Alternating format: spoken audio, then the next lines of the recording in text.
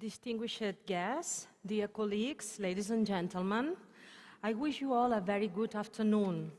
Thank you for joining us today at the National Art Museum of Catalonia for the kickoff of the 5th edition of the Circular Economy Hotspot. I welcome you to what I'm sure will be one of the most inspiring and exciting events in the city and Europe. It is with great pleasure that I invite the Right Honourable President of the Government of Catalonia, Mr. Pere Aragonès, to make the opening remarks of the Circular Economy Hotspot Catalonia 2021. Please, Mr. President, the floor is yours.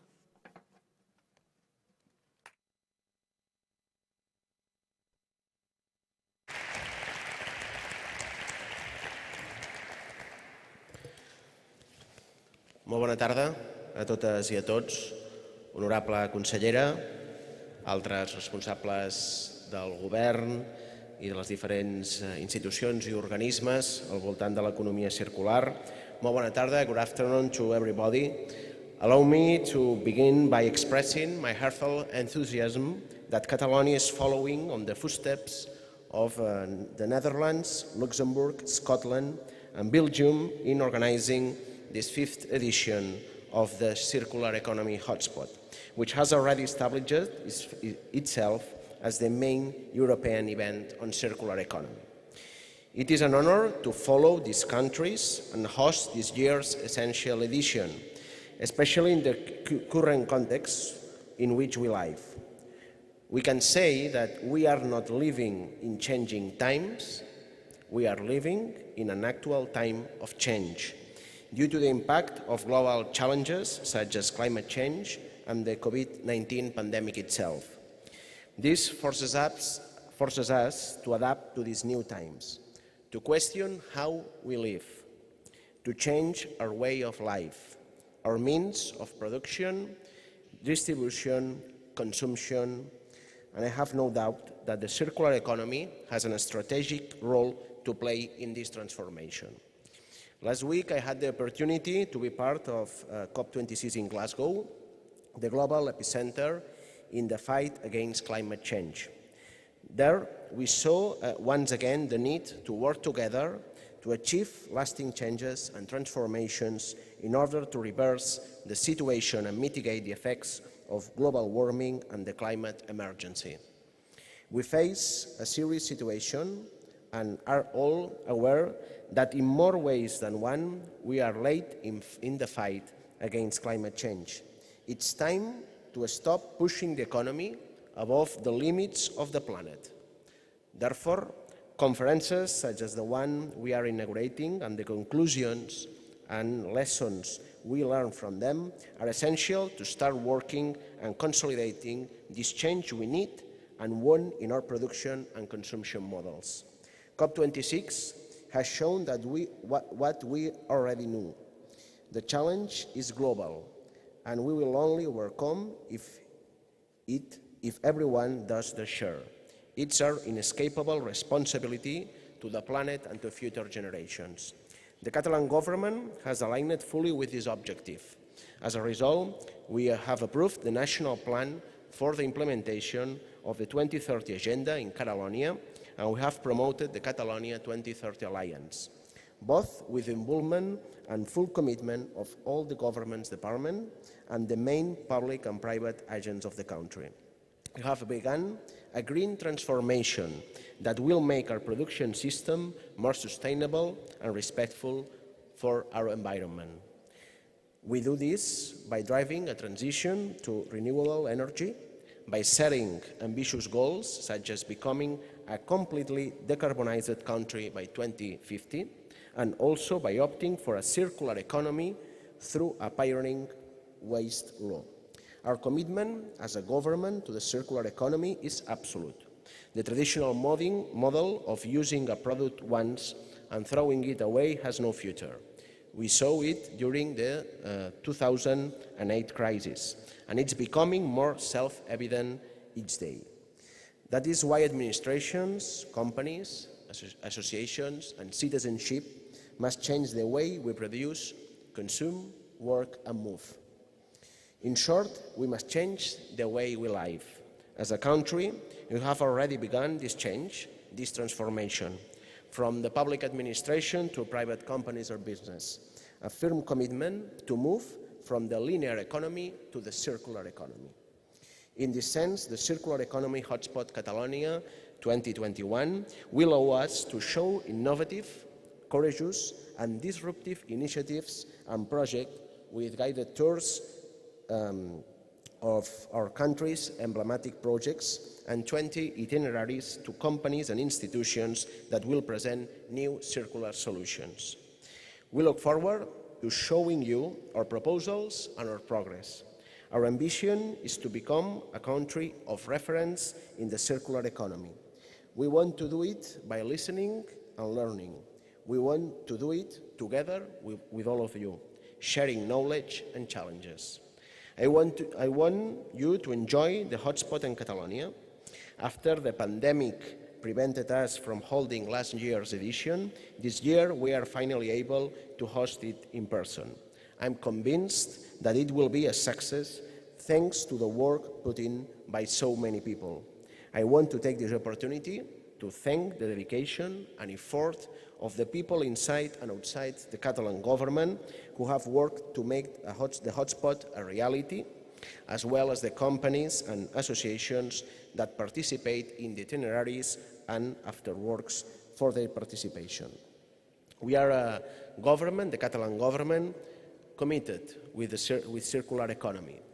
For this reason, I can announce that today that we launch subsidies for 3.7 million euros to 76 companies for their projects in circular economy. El Govern de Catalunya, a través del Departament d'Acció Climàtica, Alimentació i Agenda Rural, hem impulsat i estem impulsant de forma coordinada actuacions al voltant de l'economia circular. Afrontar l'economia circular, reduir els residus i, per tant, passar d'una economia lineal que no té en compte els límits del planeta a una economia circular que ens permet, precisament en un moment d'escassetat de materials, fer aquest canvi en la manera de produir, de distribuir, de consumir és fonamental. Per això aprofitem el Circular Economy Hotspot Catalonia 2021 per anunciar que el Govern de Catalunya concedirem ajudes per 3,7 milions d'euros a empreses precisament pel seu foment de projectes relacionats amb l'economia circular. I wish you a very fruitful Congress to all of you. We are here to learn, to listen, and finally to build together a new way of life. Thank you much for everything, for your work, your commitment, and welcome to the Circular Economy Hotspot Catalonia. Moltes gràcies a tots.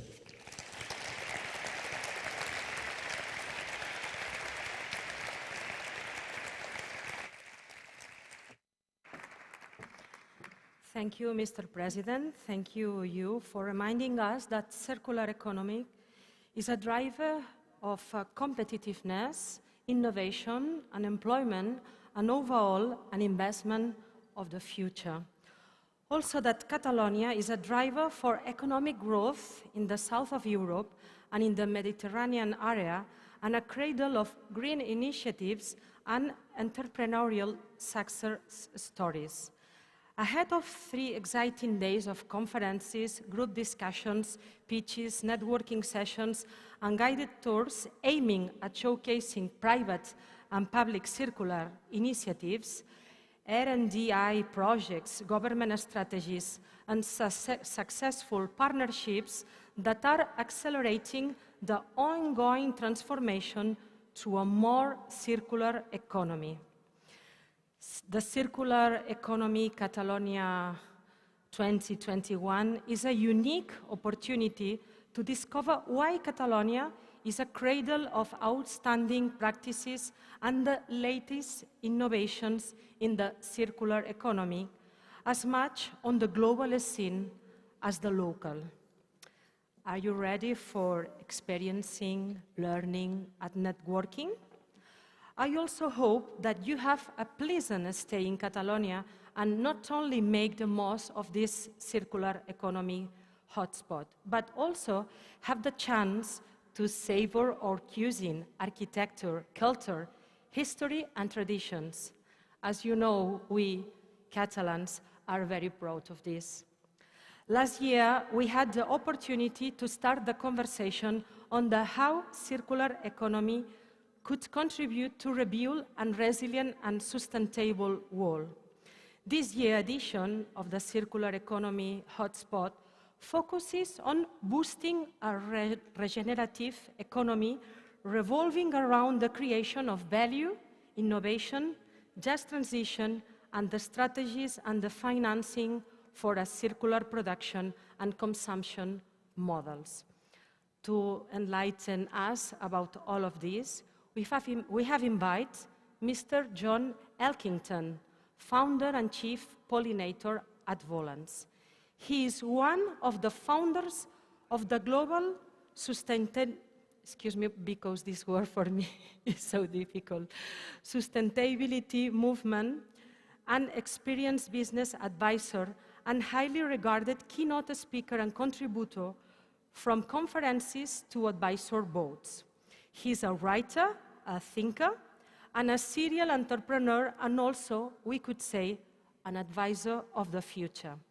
In 2009, a CSR, Corporate Social Responsibility International Survey of the top 100 leaders placed John fourth after Al Gore, Barack Obama, and the late Anita Roddick, the lady from the Body Shop, and alongside Muhammad Yunus of the Grameen Bank and also a Nobel Prize.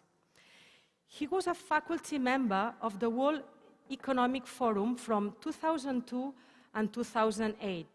He has served on over 70 boards and advisory boards, and he has won numerous awards, and he is the author and co-author of 20 books.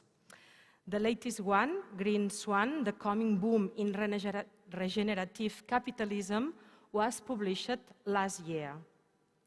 We are looking forward to your always inspirational speech on how to expand corporate and individual responsibility to the regeneration of our economic systems. With reference to your latest book, there are many green swans in Catalonia. Catalan firms are becoming simultaneously environmentally restorative, socially just, and economically inclusive. And these days, we will learn firsthand and even visit them. Green swans that seek new, innovate, disruptive solutions that include mindsets, technologies, business models, and policy frameworks that are already at work. But they need help to reach the necessary pace and scale. Please, John, tell us more about the regenerative economy. Please come to the floor, John. Thank you very much.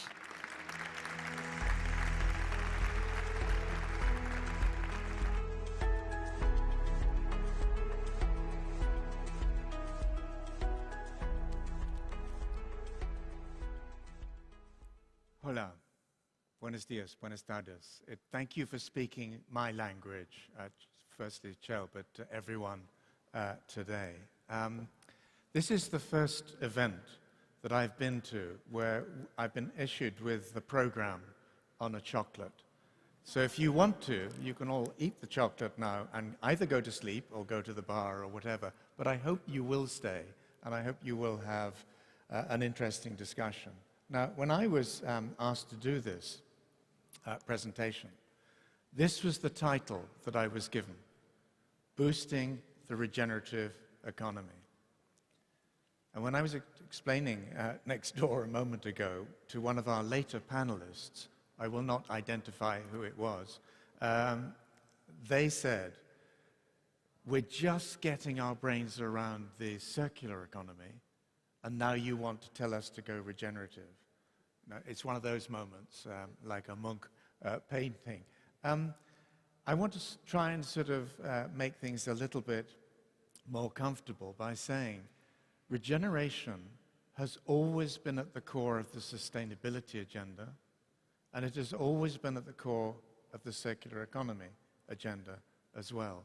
All we're trying to do now is to pull it forward a little bit more.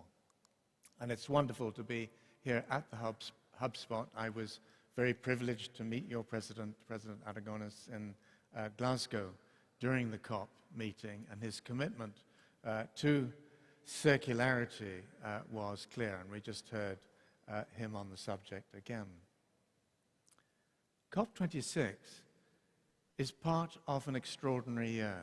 In a way, I think back to 1968 or 1989, now 2021, maybe 2001 in there as well. But ordinary people in different parts of the world are waking up to the fact that the climate is changing very much faster than in their experience. I've got two friends, one in Australia, one in the United States, who've both had their own homes burned down. So this is becoming fairly personal. We'll touch on COP26, I'm sure, a little later on. In some ways, a disappointment, in the sense that India and China in particular stopped the pushback against coal. Now, I'm going to say something, I'm going to put up 3 images here, and then I'll explain them. I'm 72, and one of the things that really struck me about this year's COP was that there is a generational divide. The New York Times is talking about it this morning. And the divide is between the people who are making the decisions, who are typically older males. I have nothing against older males. I happen to be one of them. But the people who are speaking with most urgency and passion for change at the necessary scale are typically younger, and they're typically female. Now, you may feel that that's something that will mend itself over time. I'm not sure it will. And I think the format of future COP conferences and conferences like this will have to be redesigned to make this possible. The book is shown on the right, the most recent one, and the subtitle is The Coming Boom in Regenerative Capitalism, and I'll come on to that in a moment. But in the middle, you have a book which some of you might have read or remember. There was a very big takeover of an American company called Nabisco, food company, in the 1980s.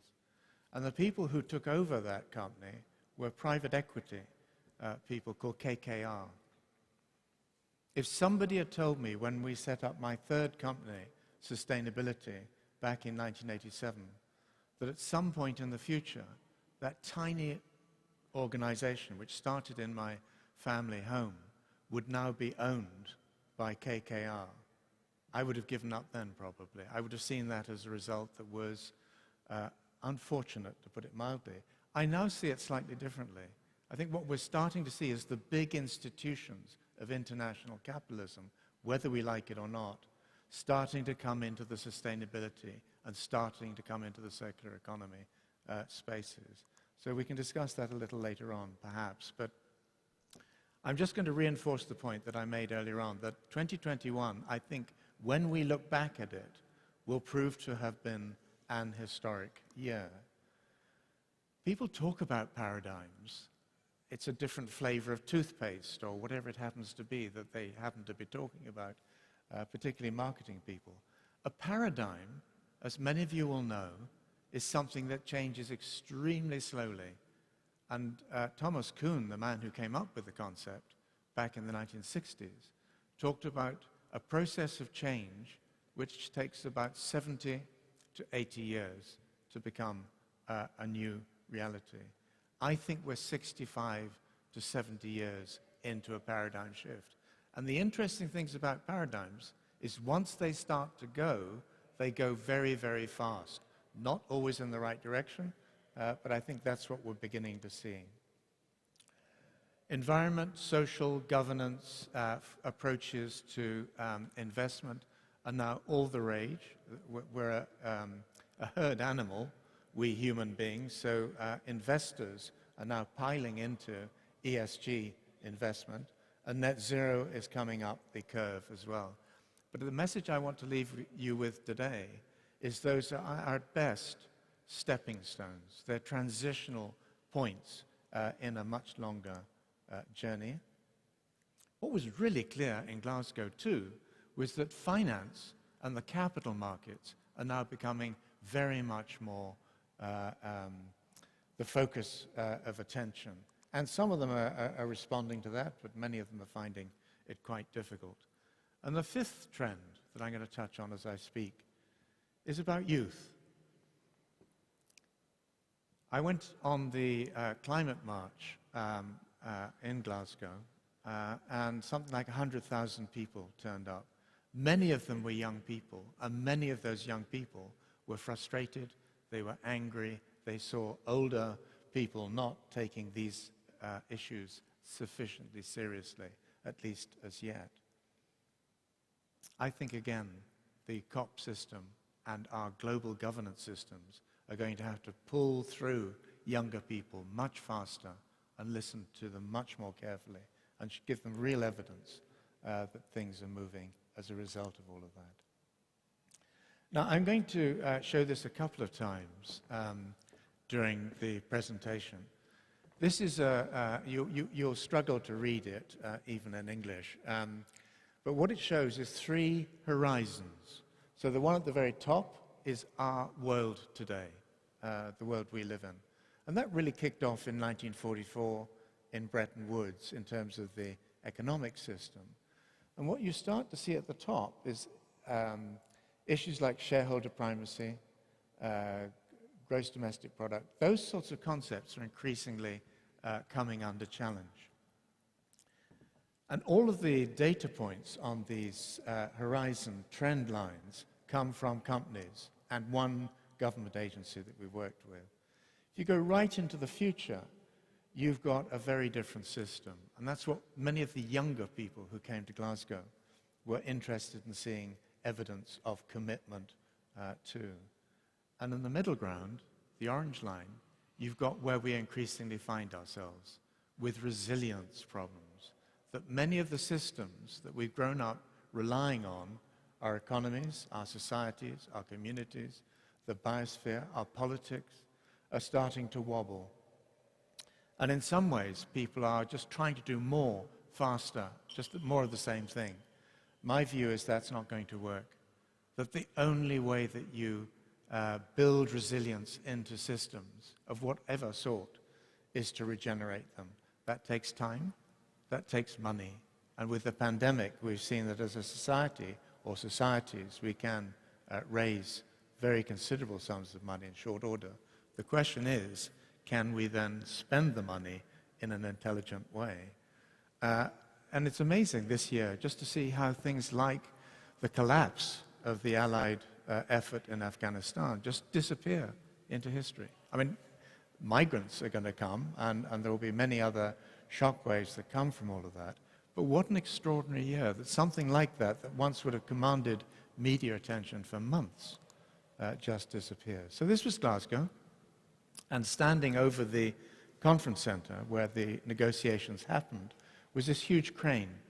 I found out it's called the Finniston crane, and that back in the century before last, it was used to take coal-powered locomotives, engines, railway engines, and put them onto ships to be exported around the world. So in many ways, it's a symbol of a declining system, and the system that, if it had not been for India and China, might have been under even more pressure. But I don't think that's ended the challenge. I think this will the pressure is going to build very intensely in the coming years.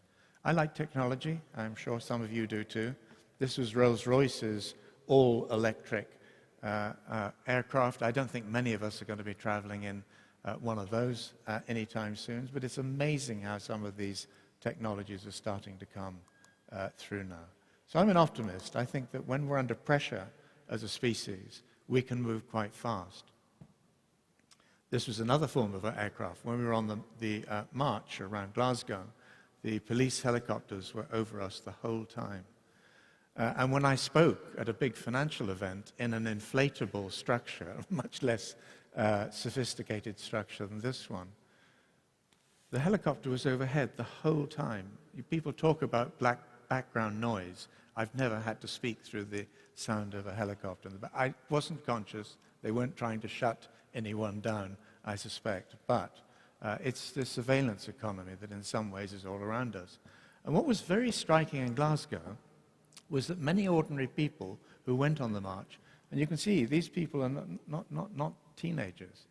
They're beginning to say, and we're watching you too. We're watching the system, we're watching how it behaves, and we're going to put pressure on you in new ways going forward. And one of the extraordinary facts was that of the delegates, and this was the biggest COP meeting ever, but 500 of the delegates came from the fossil fuels industry. So you might imagine that what's just happened wasn't entirely an accident, that we did not go as far or as fast as we might have wanted to. Now, many of those people are talking about the circular economy. They're talking about shared value. They're talking about sustainability. But they are not yet moving in the right direction. So a quick couple of words around the paradigm. One of the papers I read every day, newspapers, is the London Times. This was a cartoon that they did, which I thought was quite good.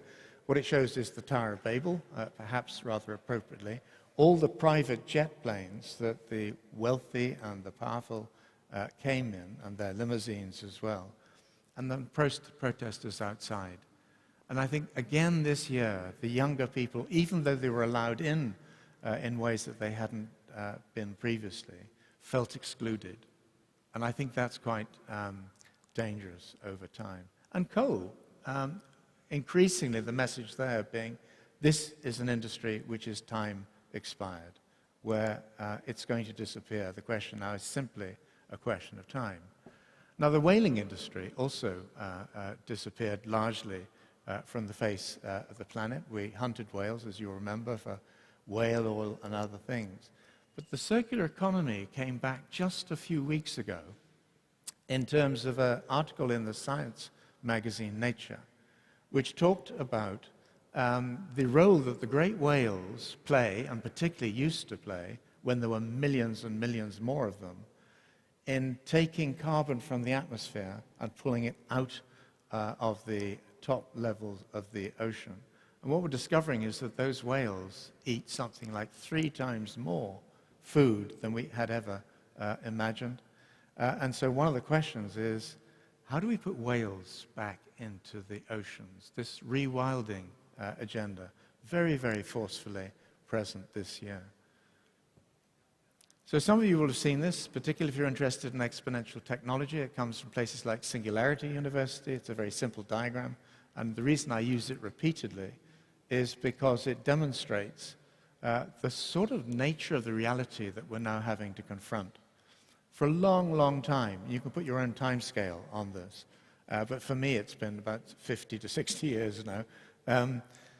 Things don't seem to change very much at all, and you get frustrated, pretty much like the younger people now. And then there are sudden moments where things change very, very fast indeed.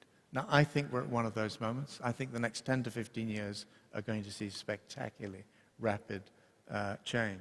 And if you want to dig into that in a little bit more depth, there are people like the X Prize Foundation, Rethink X, and Systemic, who are doing some really interesting research reports and publishing them at the moment on exponential technology. And if you want a book to read, at least this, I'm not sure this has come out in Spanish yet, but it's called Exponential by Azim Azhar. One of the most thoughtful people. He advises people like Bill Gates on exponential trends in our economies. And a couple of quick thoughts on these stepping stones. Not unimportant. These are really important areas of change. I read out the subtitle of the book. I said it was The Coming Boom in Regenerative Capitalism. Many people may well have thought that that was exaggerated, almost science fiction. That book came out in April last year. In September of last year, Doug McMillon, who's shown here, who's the CEO of Walmart, now the second biggest retailer in the world, dedicated Walmart to becoming not a circular economy as such, but a regenerative business. And I think this is symptomatic of where this agenda is now headed. Again, I'm sounding like a talking bookshop or a talking library. I don't intend that. But this book, Regeneration, has just come out by Paul Hawken, who many of you will know. A really, really impressive book on regeneration and why it is going to be so important going forward. And the World Business Council for Sustainable Development, which some of your companies may well be members of, has just come up with 3 priorities for the future: reinvention, resilience, and regeneration. So whether we like it or not, those themes are now coming through at top levels in business. So Paul's book talks about the compassion in regeneration, the social side. It's optimistic, which so much of what we do in this space tends not to be. We're looking at problems. But fundamentally, it's also political. If this is going to happen, if we're going to move to increasingly circular and regenerative economies, we have to act politically. So very appropriate that Catalonia's president spoke just a moment ago. And this is one of the reasons why it's going to be political, because industries are going to die. It's not just coal, and it's not just oil. Many, many industries that are based on the idea, on business models and assumptions that we can continue to use the planet's resources will simply disappear. And some of that will happen in very short order. And one of the things we're very bad at as a species is planning for that and then helping the people who are in those old industries migrate into the new ones. Think of Glasgow. Did we in Britain help the shipbuilders, the people who dug coal, the people who created iron and steel? No, we didn't. We just let the market decide what happened to them. Again, I think we've got to become very much better at that. And one of the things that we've been doing in the last couple of years is working with students around the world, typically MBA or master's level students. And I've just come here from IESE in Madrid. But this is the net impact, which some of you will know, 100,000 plus MBA level students around the world. And you probably can't read it, but again, their theme for the next year, well into next year, 2022, is building a regenerative economy. So younger people are getting their brains around all of that now. And this is an initiative which I find immensely exciting. It's developed by Prince William and David Attenborough, the naturalist. And each year they're giving 5 prizes, £1 million each time, for each of the 5 initiatives that win. This one was one of the 5 that won this year, the first round, and it's about regenerating coral reefs. Well, technically that can begin to be done now, but what's really interesting is to look at how the business model for reef regeneration is now being evolved. Question, how do you get people to pay for healthy reefs? Well, you start to look at people like cruise liner operators. You start to look at local fishing companies. You look at hotel groups. That's exactly what they're doing. And I think the vibrancy and the innovation and the entrepreneurialism in young people now, and I'm sure here in Catalonia, is immensely exciting and encouraging. Now, I've showed this slide before in Barcelona, so I apologize, but this is the cost curves on renewable energy, and particularly on solar. And it goes out to 2050. And what you see, the gray line there, is the cost of producing power from currently operating fossil fuel power plants. And what you see is the renewable energy technology is going way below those. So we stand on the edges of a revolutionary time, which continues to raise this question of, it's no longer simply how do we fund it, because this thing is actually becoming self-funding, but how do we compensate for the social impacts? We talk about a just transition, but how do we make that an everyday reality for the people affected by this? You have the Green Deal from the European Commission. You have President Biden struggling still to get his multi-trillion New Deal through. I hope very much that he will manage that. But the sums of money that are now being talked about in this space are very, very much higher than we've talked about in the past. A warning, though. I mentioned ESG, environment, social, and governance investment. When the European Union came up with its new taxonomy, its new definitions, $2 trillion worth of investments had to be relabeled as not ESG. There's been this herd movement, everyone labeling in any way they like. So greenwash, I think, is going to be a big problem going forward. And even that the question marks are coming up over some of the commitments. Mark Carney, who was the previous governor of the Bank of England, has launched this new $130 trillion initiative to move money into this sustainability, circular, regenerative space. But the question is, how much new money is actually there? How much flexibility is in the money that's already being talked about? So a final few slides just around where next. One of the people I admire most, because she's so consistent, she's so courageous, she's so clear in the demands that she makes, is Greta. And I think looking back at COP26, it's hard to say she was wrong in talking about blah, blah, blah, and people just simply not engaging properly with the challenges. But I'm more optimistic. I think COP26 was a very important stepping stone again, but in the right direction. And one of the nice things about the conference was that they had these little posters around. Those of you who were there will have seen them. The fossils of the day. And you were invited to put your own recommendations as to which industries, which companies would become fossils over time. Now, the people on the panel are very different, and you're going to hear about their stories in just a moment.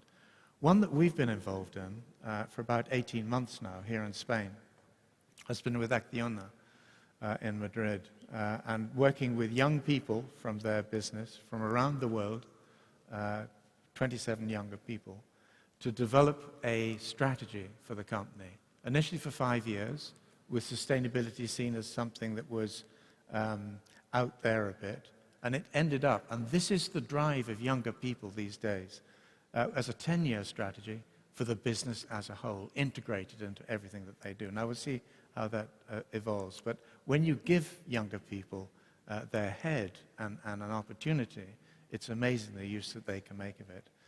We've set up a Green Swans Observatory to track some of the market dynamics and some of the innovation that we think is interesting in different parts of the world. We're looking at 4 sectors to start with: cities, electricity, food, and investment, but with education also in there. And one of the things that we're doing at the same time is looking at some of the people, and if you're interested in this story of regeneration and how it takes us beyond circular dynamics once we get there, some of the people who are delivering regeneration in the real world and successfully. 2 people shown here, Yvon Chouinard, who founded Patagonia, Azim Alwash, who is the man who's restored the Iraqi marshes that President Hussein destroyed. And then a growing number of people, Daniela Fernandez of Sustainable Oceans Alliance, David Brin, who's a science fiction author. And one of the things I feel is science fiction is becoming very much more interesting in this space. Some of these authors are covering really interesting themes that are increasingly relevant. And then Greg Katz on the right, who runs the Smart Surfaces Coalition. So if you're running a city, this is about how you use paint, you use trees, you use surfacing for streets and pavements and so on to bounce more solar heat back into space and cool cities down. Because as you all know, the areas that are going to be most and hardest hit by climate shocks are those parts of cities that are occupied by poorer people, because they're much more packed. They can't typically afford air conditioning. So just going back to this, You see on the top, this runs from responsibility to resilience to regeneration. Now, circular goes right the way through that. Circular is most easily dealt with. It's never easy, but most easily dealt with by cities, and it's harder for national governments, but it can be dealt with by them. It's harder for companies to do circular. They can do pieces of it, but they can't rebuild the entire system, whereas regeneration is something that each of us can do. It can build towards circularity, and I do think that that is a useful additional piece of the language. So these are the points I want to leave you with. Firstly, we're entering a period. As I said, I'm 72. I should be retiring, but I'm not going to. I think the next 10 to 15 years are going to be by far the most exciting, the most challenging, and the politically dangerous of my entire working life. Business and innovation will be absolutely make or break, absolutely central to all of this. And the business representation in Glasgow was huge this year. We will see a shift in the understanding of what we've got to do next, from resilience issues to regeneration solutions. Governments, absolutely critical. If governments don't get properly involved, a lot of this will not happen. And we've really got to address the intergenerational equity and political issues if this is going to work properly over time. So that's it from me. I'm very much looking forward to what our panelists have to say. And I think I'm joining them at the end of the line. So thanks very much indeed for your attention. Thank you.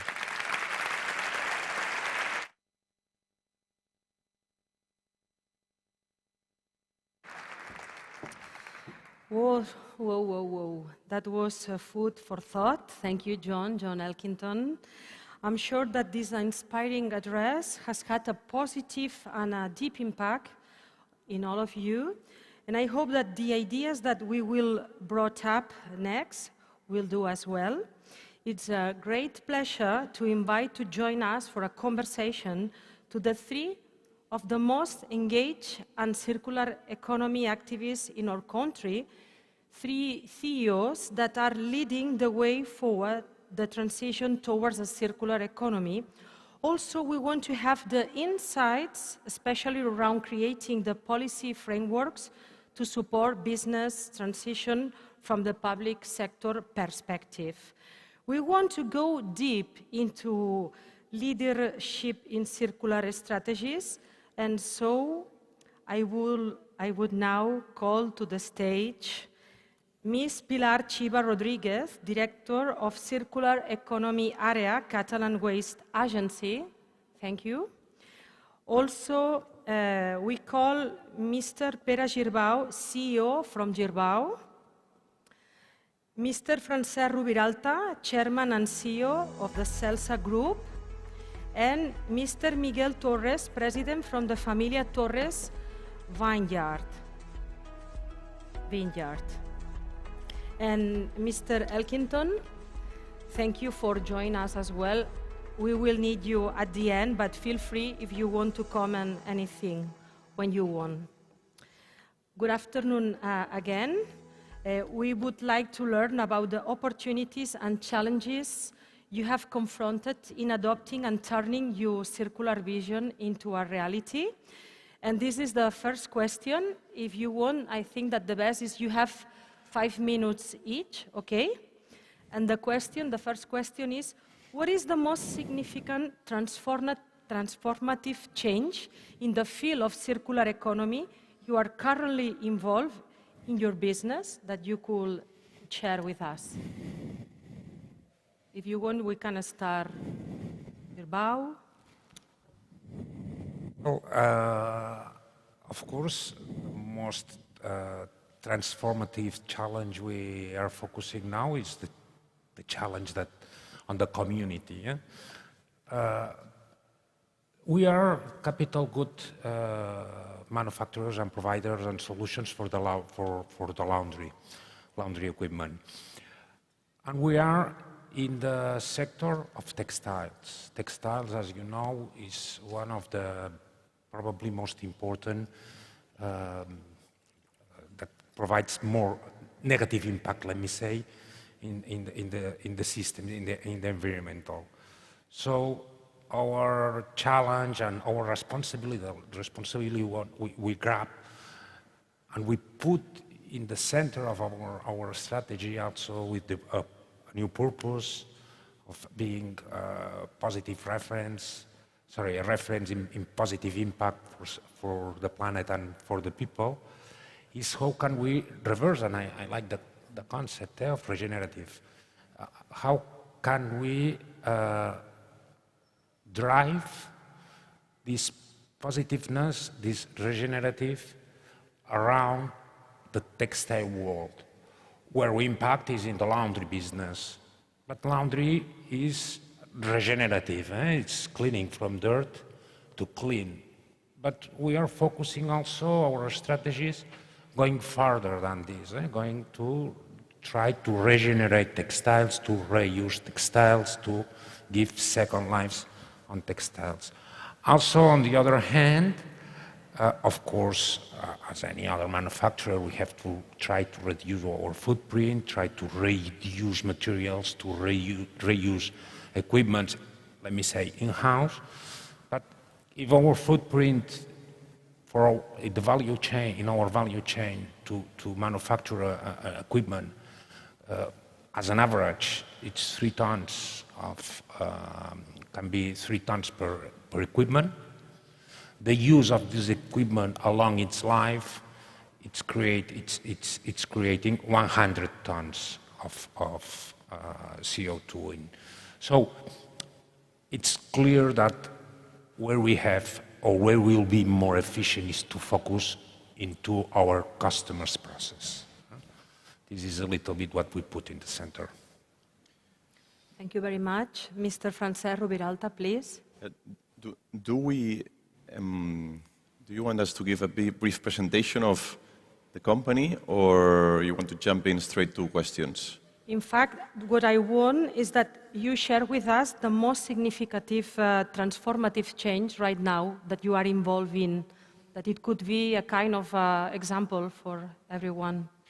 Okay, so in our company, probably the most transformative change is appreciation and consciousness for what we do. And this goes back to when I talk to my friends, I talk to my colleagues, and I explain them we produce steel. They think, and probably John, you are aware of this, 7% of global emissions of CO2 in the world is from the steel industry.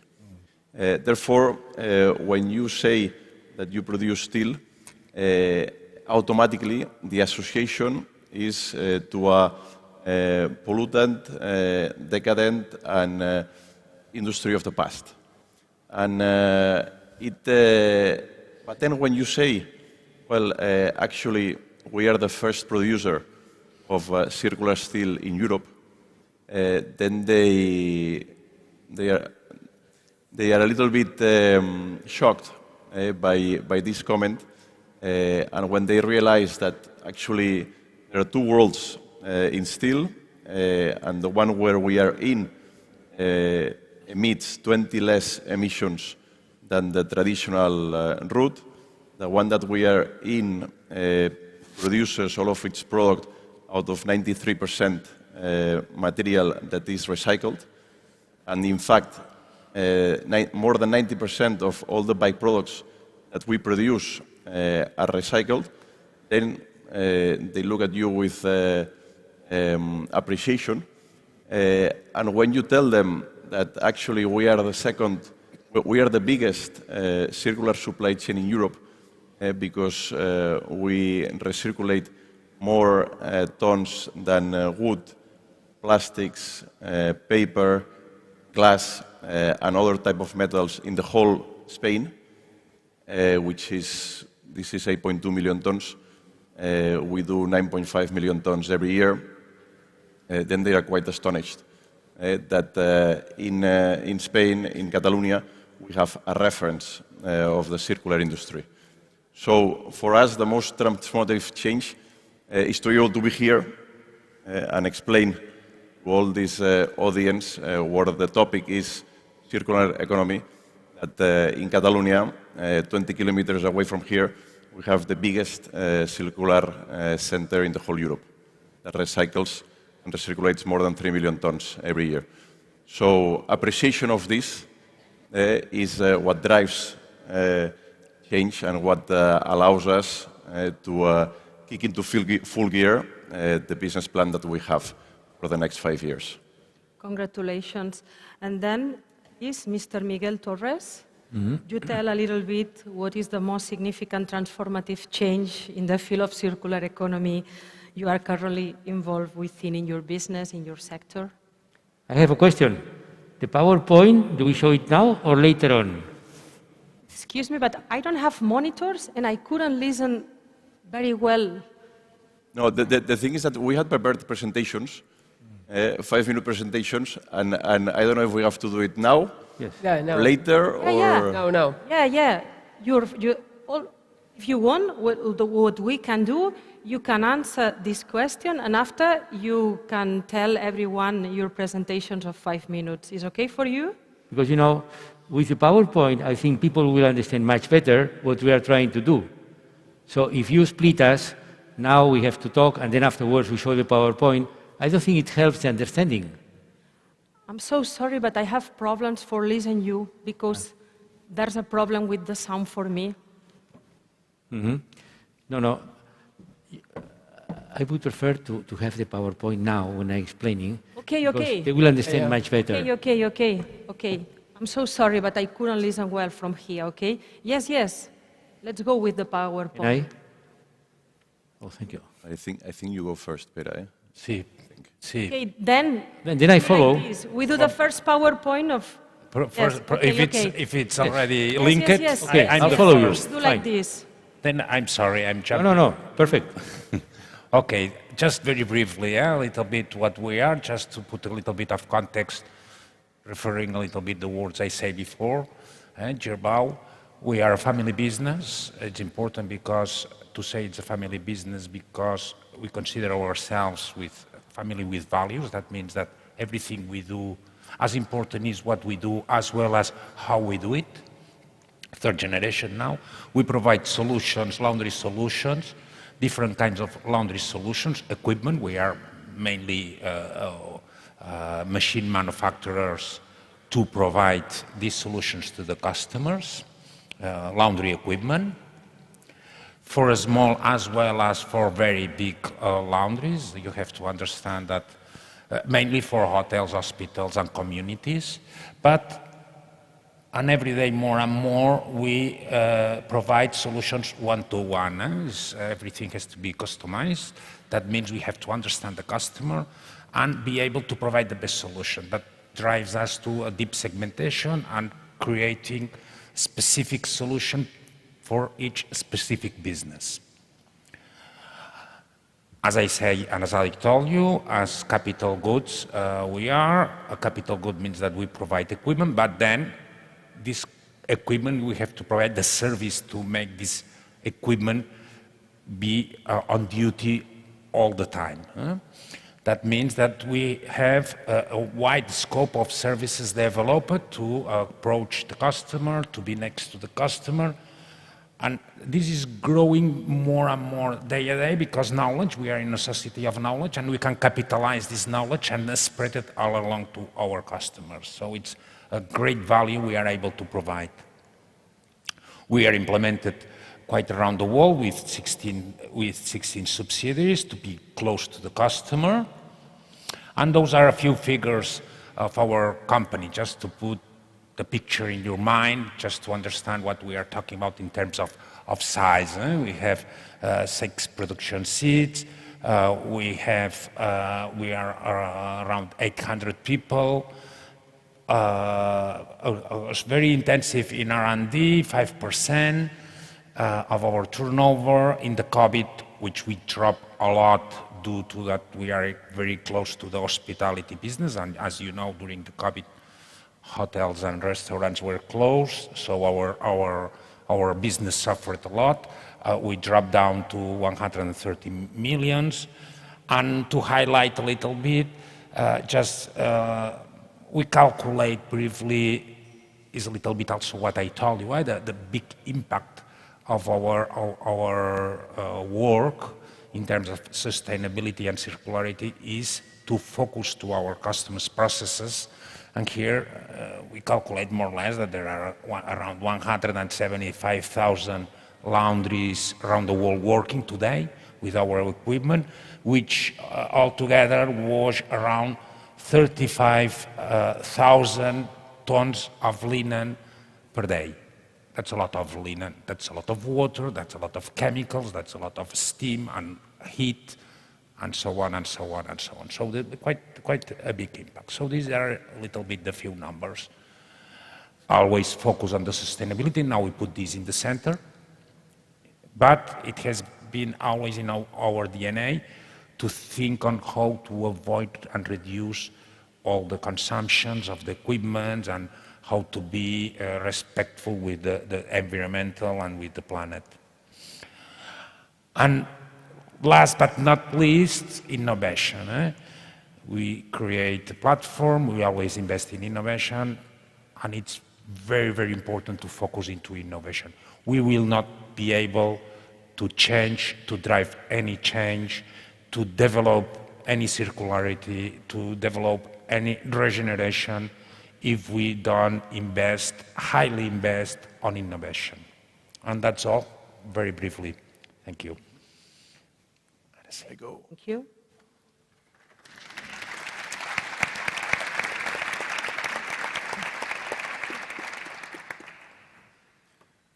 És que no veig la presentació a la pantalla.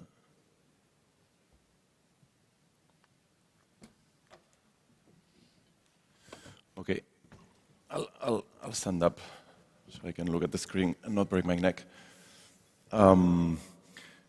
So in a nutshell, I explained you this before. I think it's great that we're here, 3 family companies, which is we're also a family company, and I think a family company has this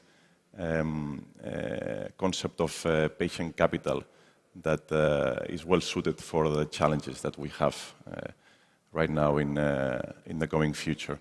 As John said, I think we have a very interesting and extraordinary future ahead of us, but a lot of it is at stake.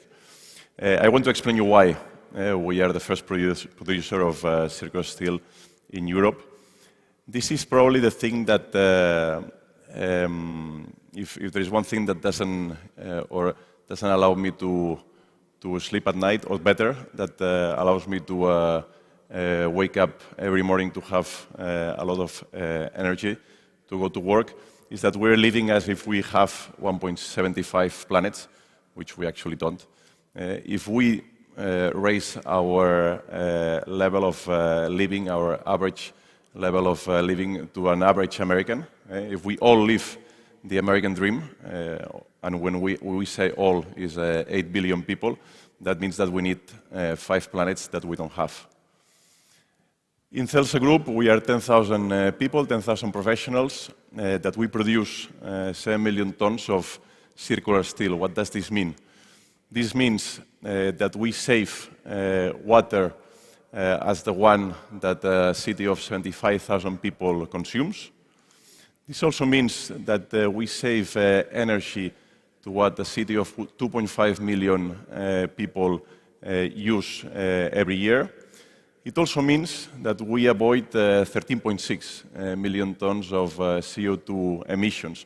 And this is purely CO2 emissions, it's not CO2 equivalent emissions, which is the same as 3 million cars running 24/7 for a whole year.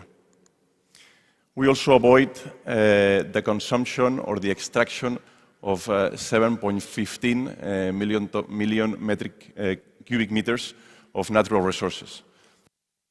This is sometimes difficult to understand how much it is, how less it is.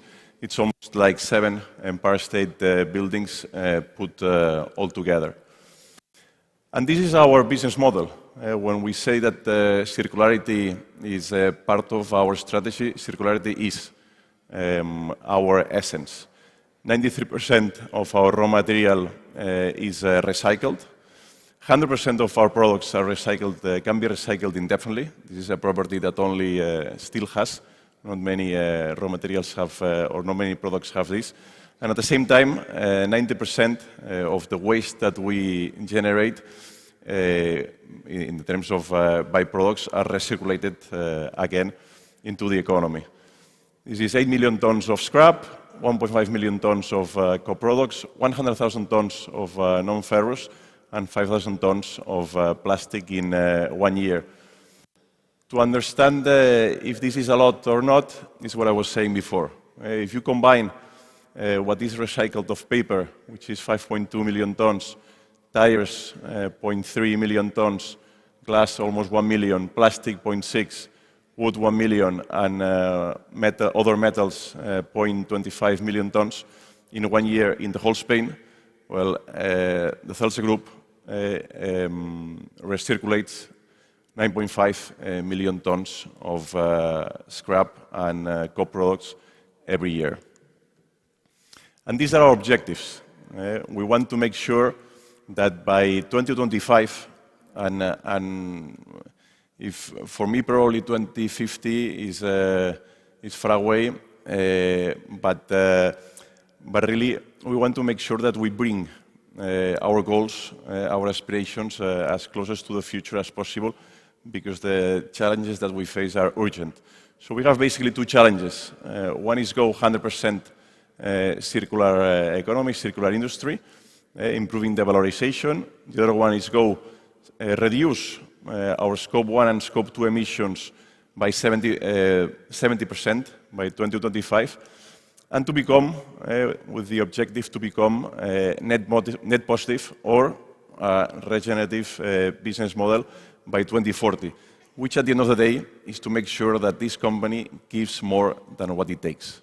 This is what we want to do.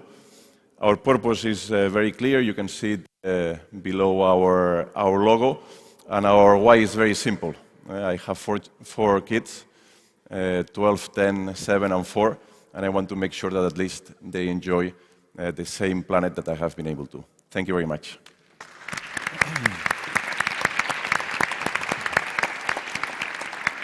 Mr. Miguel Torres, please, it's your turn. Sí, gracias.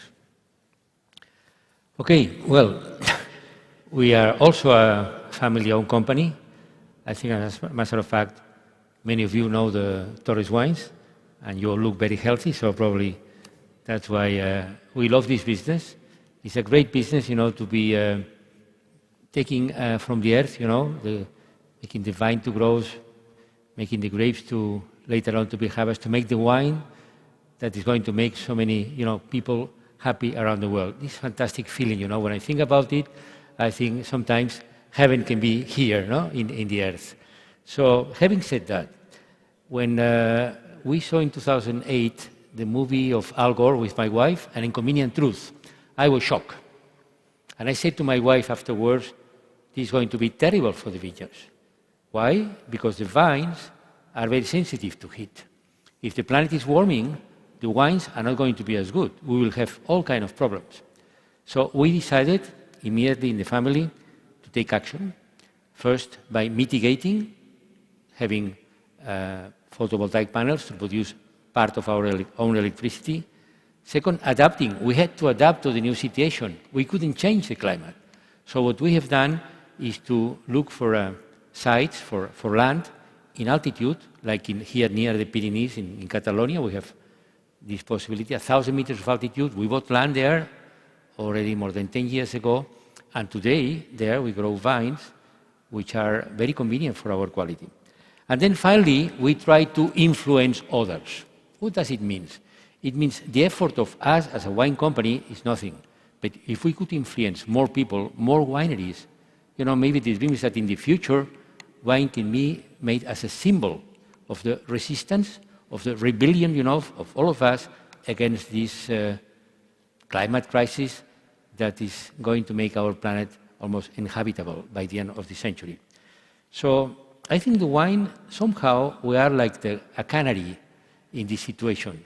The canary birds were used in the past by miners going to the mines when the grisou was a danger. if the cannery could die, they knew there was a danger and they had to leave. Today, the wine people, or the vineyards, they are experimenting that already. This is what happened already in the past 3 years with us. Fire of the forest nearby came near to the vineyards in California or in Chile, and only the first row gets burned by the fire, but the smoke comes into the valley and is taken by the grapes, by the leaves, and the wine is spoiled. So that's already happened in the recent days. Then we have spring frost. Spring frost, of course, we had that in the past, but now it's happening more and more often. This year, 2021, in France, they lost 40% of the harvest with the spring frost. So we're not talking peanuts. This is very, very bad, and it's really affecting the industry. There's very little you can do against it. You can have ventilators, you can try to spring water, but still it's difficult to combine. Hail is another problem we see more and more often. Against hail, the only thing we can do is to have these nets, plastic nets, on top of the leaves, and this plastic will stop the hail. It will allow, of course, light and wind to penetrate. Thanks to that, we are saving the harvest in the last 10 years.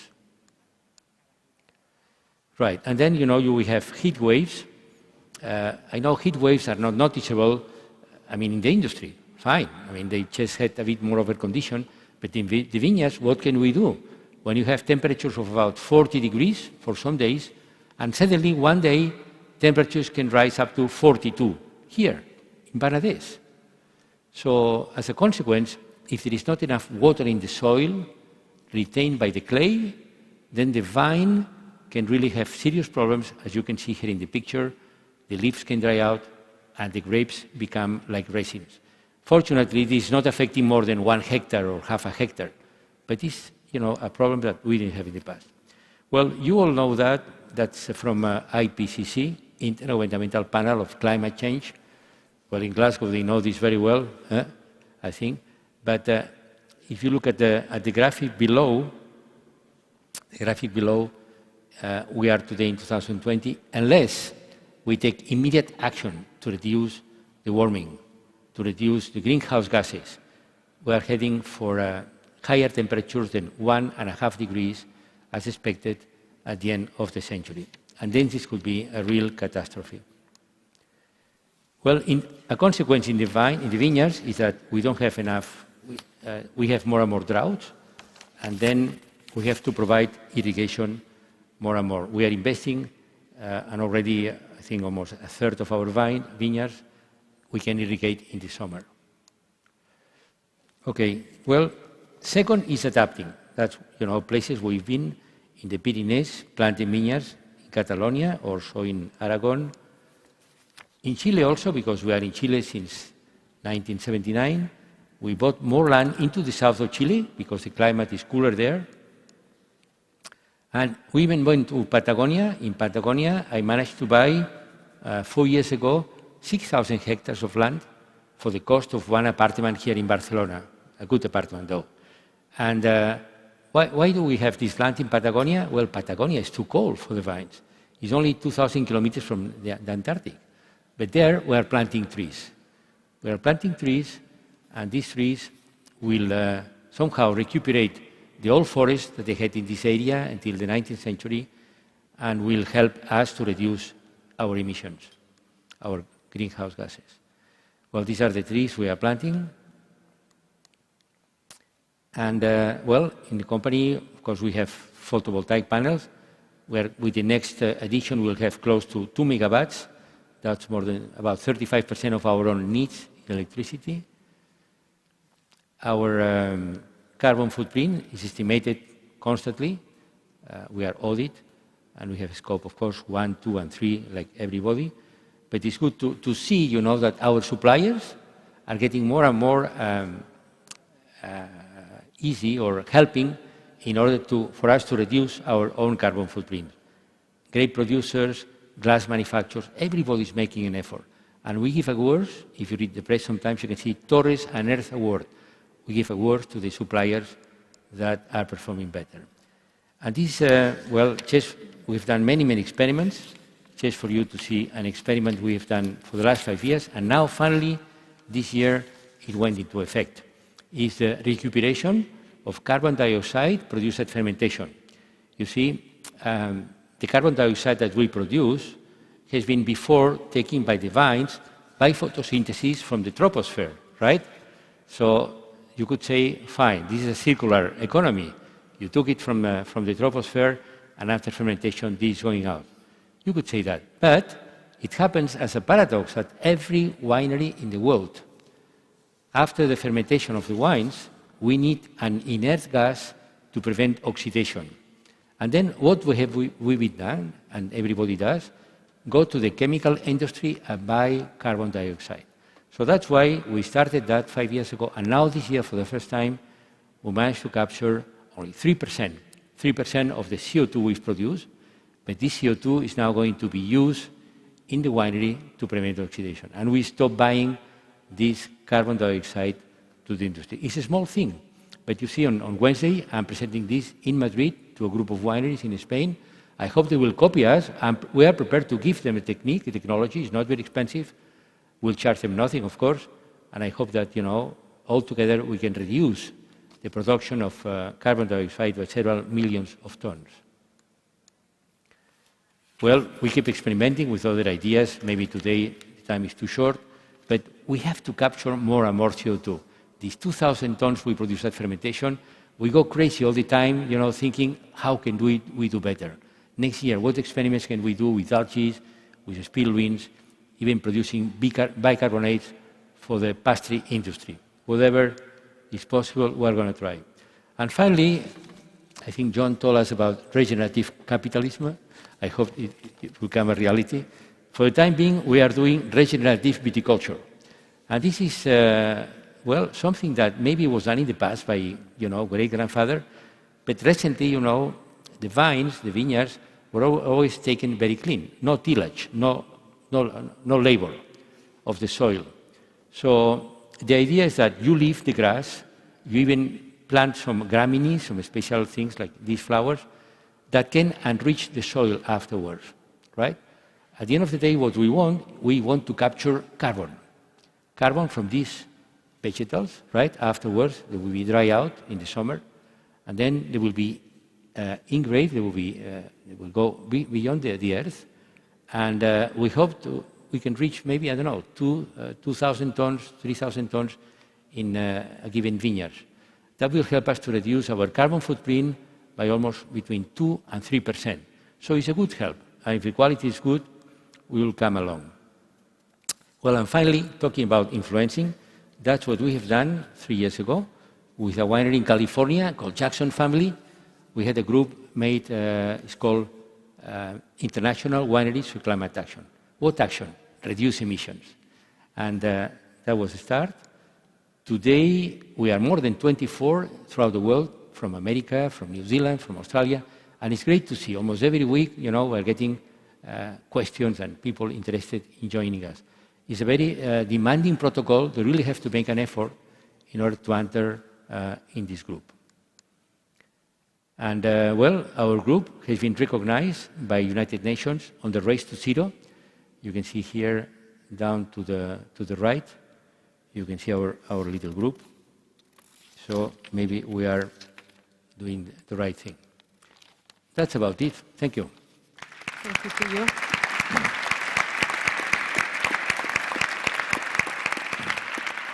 Mr. Pilar Chiva Rodriguez, Director of Circular Economy Area of the Catalan Waste Agency.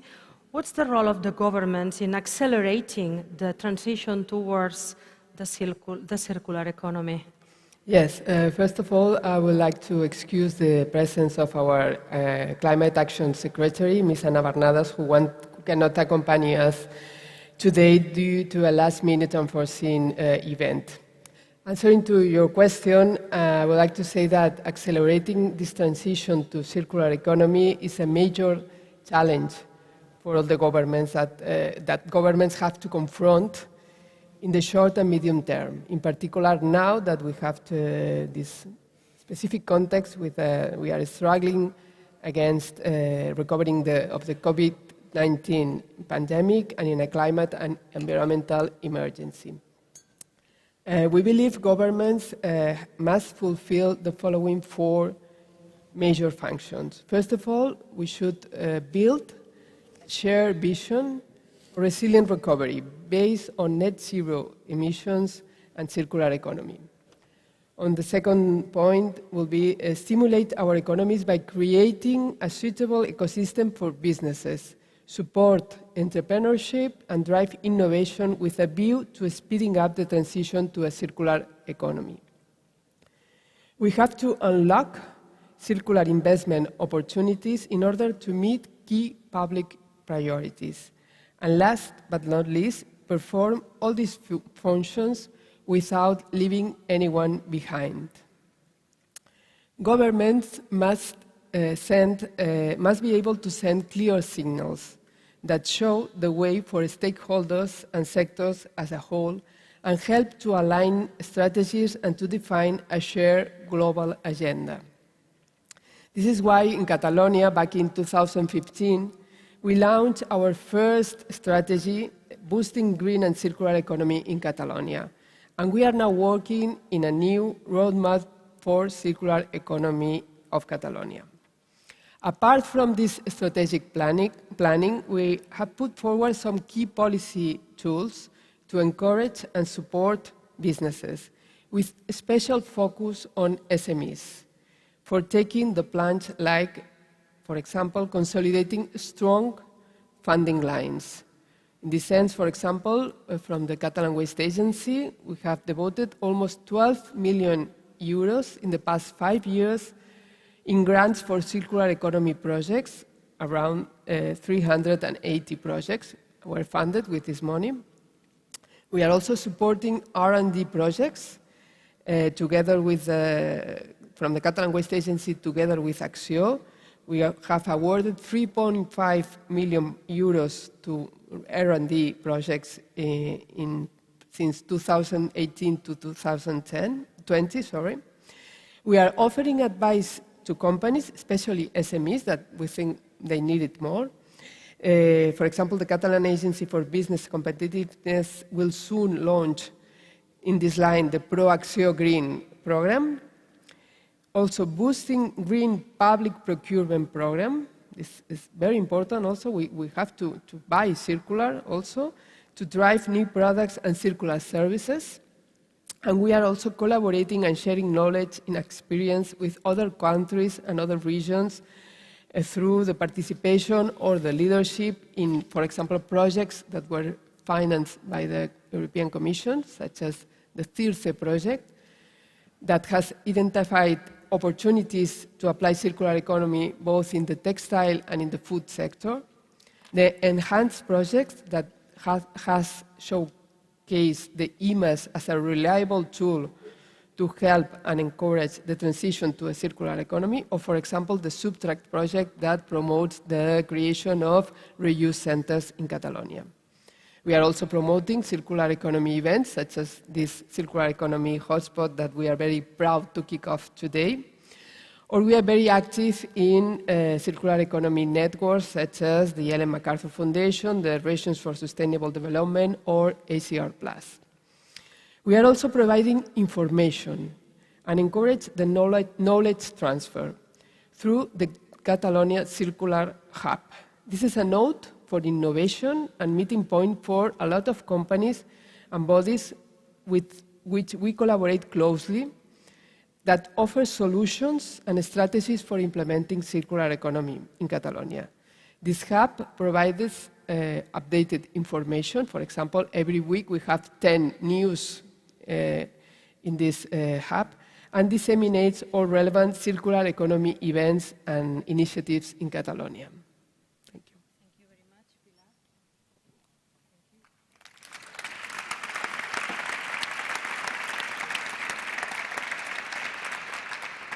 I have some more questions. If you want, what we can do is we follow this order, okay? Mr. Girbau, Torres, and Rubiralta, but feel free to share your opinions, okay? I'm curious to know, who are you seeing the influence of the younger people in your business, maybe because they are consumers or they are your employees? How do you feel about it? Important, very important. The first thing about, if we talk about youngers, what we are talking now probably is youngers and the youngers of our youngers and the youngers of our youngers. We should give them the planet better than we receive. And now it's not the trend, but we should try. We should put our efforts. Then when we look on the shorter, which is the question you are focused, you are asking us, of course, the youngers are going to be the customers and the users of our value we create as company. So we have to take them in full consideration.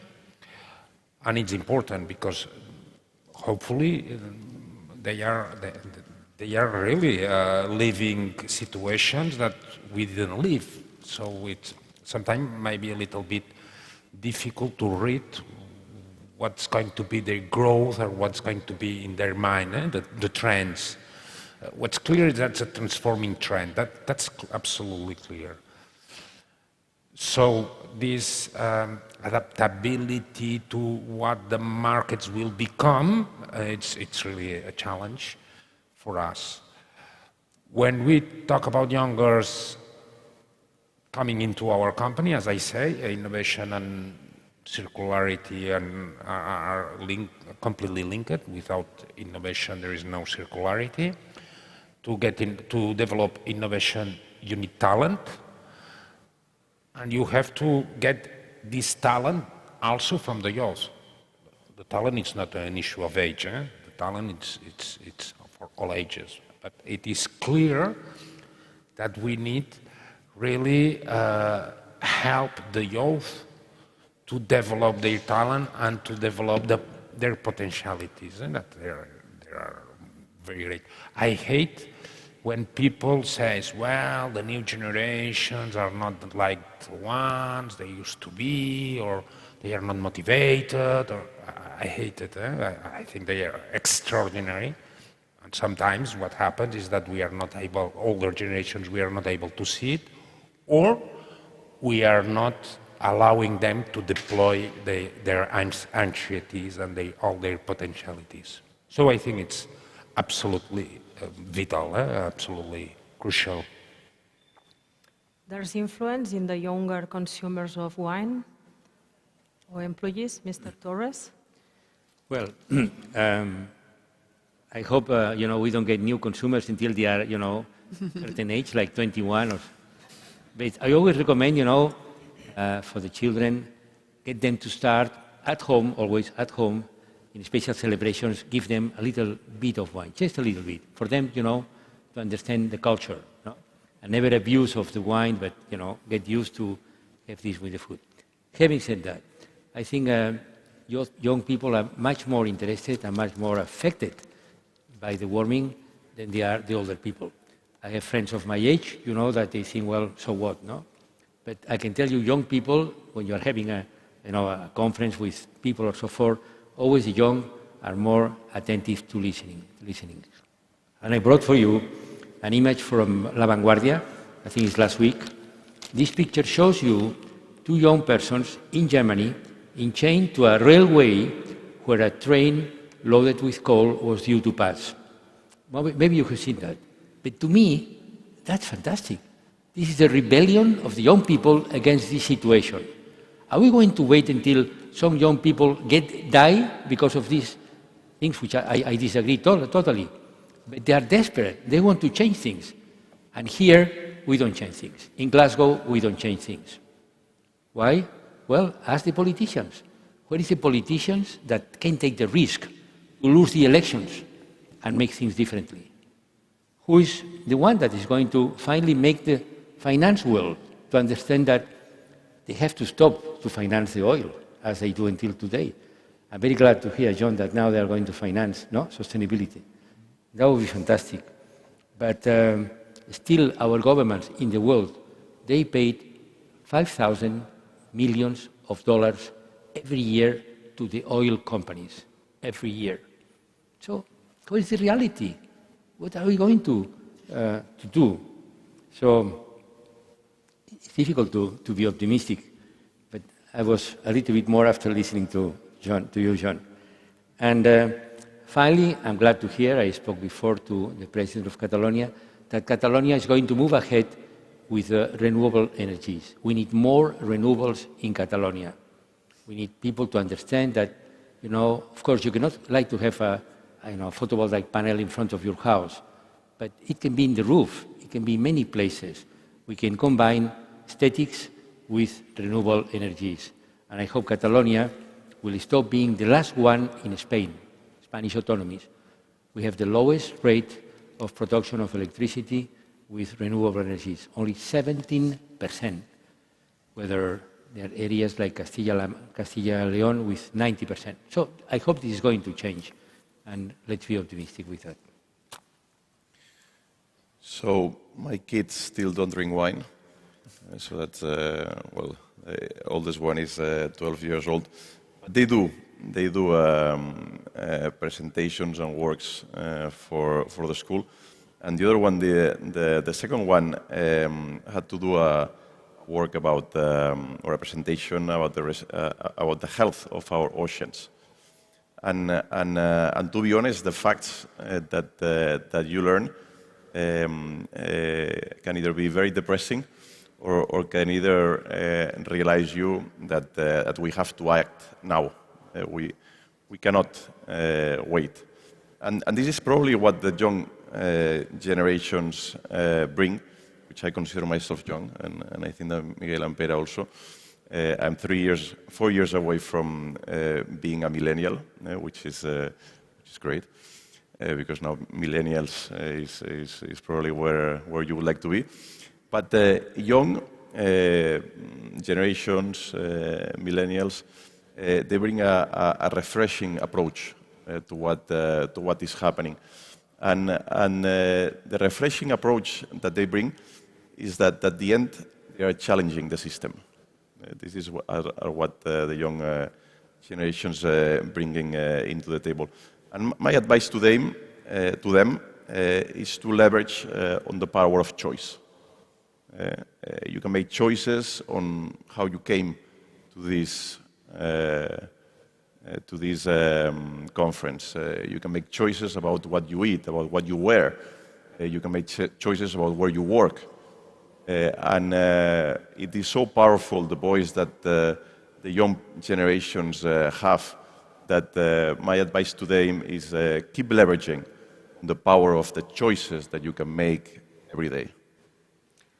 Of course, this fifth edition of the Circular Economy Hotspot 2021 is placed in Catalonia. I'm a little bit curious also to know if there's, what is special about being a business located in Catalonia for the circular economy, maybe? Well, Catalonia is for the businesses is quite personal. Of course, it's the best place where to create a business if you are Catalan, because it's to do it at home. That's clear. It's to put more passion and you put more love on the business you create if it's in your neighborhood. Let me say that, and in your country, in your nation. What I think the highlights of Catalonia is not a country with natural resources, not big wine. It's a strong natural resource we have, and we are very proud of it, and wine and food. But in geostrategical, there is not really big amount of resources. But I think that probably the best capital is also neither we don't have strong companies in terms of capitalization, a Google or big, huge, this big some, but not many. And probably the main is the human capital, is the people. And for me, there are two skills of the people, the Catalan people, that makes the businesses in Catalonia, I would say, profitable. is that we are very multicultural, so we are understanding the multiculturality that allow us to go worldwide and to develop businesses all around. And the other thing is the resilience and the capacity to be adaptive to situations, to different challenges and different situations. And I think this is powerful. And if you see, Catalonia, a long time, has been a country of developing initiative, innovative, maybe not very disruptive in innovation, but innovating all the time in small things and going forward, and this resilience and capacity of adaptation. So at the end is the people. Mr. Torres? Well, yeah, I think it's great that this circular economy hotspot is taking place in Catalonia. I just want to say that, you know, we have many advantages here, universities, well, fantastic restaurants. We have all the possibilities for tourists. We have a ski in the Pyrenees, you can have the sea, very closely the beaches. But also a fact, here today we have this symposium in Catalan. I wonder if that could be possible in many other parts of Spain. Maybe not. So here, more and more people are speaking English fluently, and I think that's in favor of the idea of organizing, you know, this hotspot in Catalonia. Yeah, I think probably there are two things here, which is one is what is the motor of the circular economy, or in our case, the circular industry, is waste. And when you combine the realization that waste can be an incredible resource, when you combine that with the spirit of entrepreneurship that there is in Catalonia, I believe that we can truly be a circular economy, not only a hotspot, but a circular economy reference within Europe and within the world. Here we have, as I was mentioning, 3 family companies. Last week I was able to share a table with, they did like a panel with startups from Catalonia and strategic companies, not to say old companies. And it's amazing what different companies that we have here and that, what they have done, how they have started, how they have, many of them, become unicorns. So really, I realize there the power of entrepreneurship. If we combine this with the resource that we have, which is the waste that we all generate, I believe we have a winning formula. The leap from the linear to a circular economy business model is a massive change, but you have a lot of experience, and I would like to know, how do you view the further step towards a regenerative business model? It's a big question, I know. I just checked that is Yes. aimed at me. Yes, it's a wonderful building, but as I'm sure many of you are experiencing, the acoustic is a little bit interesting, and Miguel's not the only one who's having problems, but I think it's actually a demonstration of the environment, the political environment in which we're going to talk to people about the circular economy and all of these different things. A lot of background noise, and therefore we've got to be relatively simple. And I just want to say something before I say something on the linear versus the circular economy. I do not want people to replace circular economy with regeneration. That's not what I'm arguing. But I think if you talk about circular economy, you're telling people that we need engineers, and that's true. And we need designers, and that's true. We need city planners and so on. All of that's true as well. But it seems to be something that somebody else is going to have to do.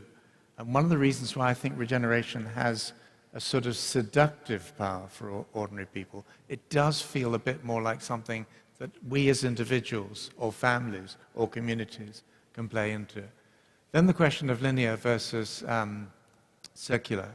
I personally think we're going into a very challenging macroeconomic and geopolitical period of our history. I don't think it's going to end in a year or two. I think what we're seeing is a process of de-globalization. Every period of globalization has a period where it starts to turn the corner, and I think that's beginning to happen. And I think that may be a good thing for circular economies, because it'll push people back on local resources, local supply chains, and so on. I don't welcome it completely, but so I think we're going to see pressures that are completely outside the sort of pressures that people have normally thought about, which is values, and it's going to be tidying up waste, and it's going to be boosting our efficiency.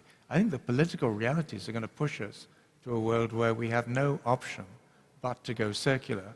But finally, a circular economy can take you down, and the question here, bless you, is whether we can have a circular economy that takes us up, and for me that is the regeneration story. Do you want to add your opinions, your advices in the further steps towards the regenerative business model in the future? Well, I wanted to say that, Miguel, you've been doing this for a long time. You're a pioneer in this, and what we have is two other people from very interesting companies doing a great deal more than would have been expected of them even 5, 6, 7 years ago. So firstly, thank you for doing that. And then to Pilar, on the government side, again, as I said in my presentation, governments at all levels are going to be absolutely critical in making sure that this works in a good time scale, that it is inclusive, that it's affordable, all of that good stuff. So I'm listening to you all, and I'm thinking two things. One is, when I was in Glasgow, I chaired a session with 4 CEOs of very big companies, and I'm going to walk away from that in a moment, but 4 very big companies: Unilever, DSM, Acciona, and IKEA. And what those CEOs were talking about was something I would have found extraordinary 3 or 4 years ago. They're not simply saying, how do we now get to net zero? And we've talked a bit about net zero. They're saying, how do we move beyond net zero? What's on the other side of that? Now, I know Catalonia has a lot of small and medium-sized enterprises, but the supply chains of very big companies like that have a big power to shape what is expected of smaller companies. And I think SMEs is where a lot of the longer-term, really serious innovation will come from. Quite a lot of them will be startups, exactly as we just heard. So again, back to the optimism or pessimism point. I was born an optimist, but I also, having studied history, think that our species tends to do its best work when it's got no choice, when it's been backed into a corner. And I think now we are actually backed into a corner by climate change. We have no choice but to do this. And it shouldn't just be younger people who are now told to, now it's your time. This is an intergenerational project. We've all got to work together on this. So, enough. Very good.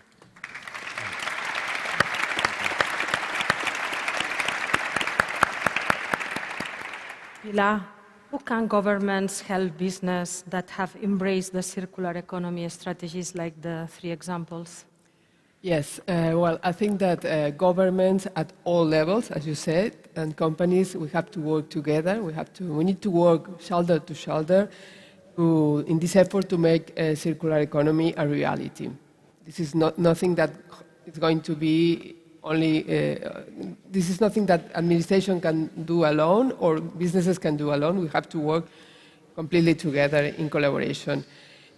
Companies that are already integrating circular economy in their operations and business strategy and culture, like the ones that we have here today, can be inspiring for others wanting to join the circularity path. So we need you to inspire other companies in Catalonia.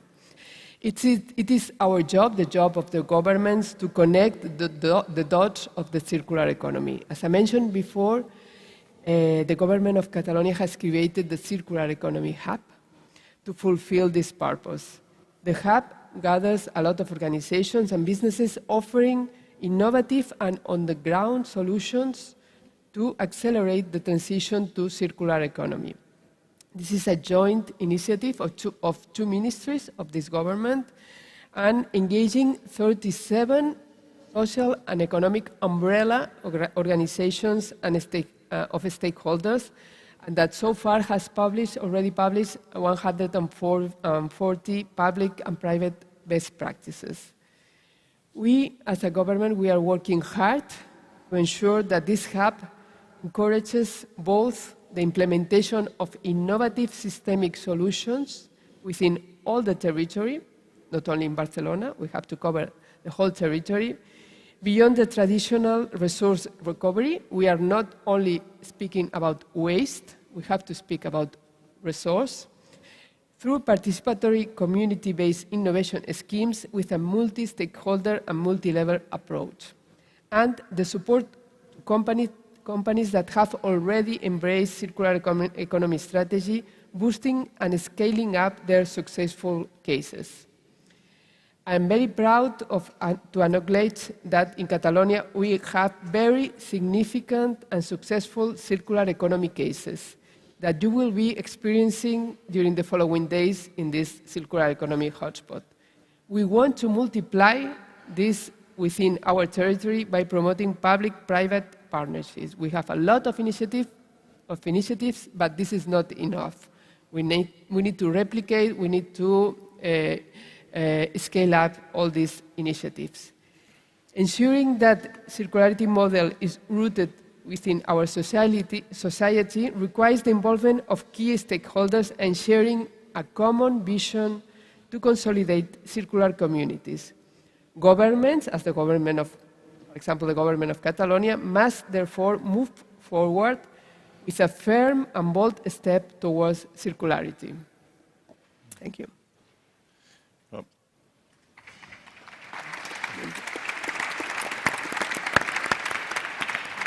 I wanted to go back to what John said, and I absolutely agree that the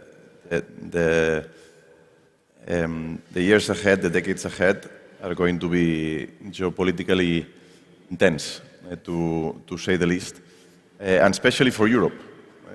Europe wants to lead a transformation when it has no independence regarding energy and when it has no independence regarding raw materials, which is challenging to lead. It's even more challenging when you want to lead, when you have two things that are critical to make this transformation happen. Fortunately, and it's not the only solution, but it's part of the solution is the circular economy. At the end of the day, waste is produced locally. Waste is the raw material, we like it or not, that Europe has, and therefore we have to take the most out of this resource to make sure that we provide our continent with the independence in terms of energy that we need, with independence in terms of raw materials that we need. We need a transformation which at the end of the day is a transformation of the model, of the system that we have been. For the last 70 years, as you were saying regarding a paradigm change, we have lived a model that has been able to take out a lot of people from extreme poverty. Now today, less than 10% of the population in the world lives below extreme poverty, which is a huge success to what was 50% 70 years ago. And even more when population in these last 60 years has multiplied by 7. So this is a huge success of this model that we have to give credit to. Now, at what cost? This is the question that we have been, and people like John have been answering for the last 20 years, and that the pandemic has accelerated. The cost of draining out resources from a planet that we now don't have, the cost of CO2 emissions that have peaked for the last 400,000 years.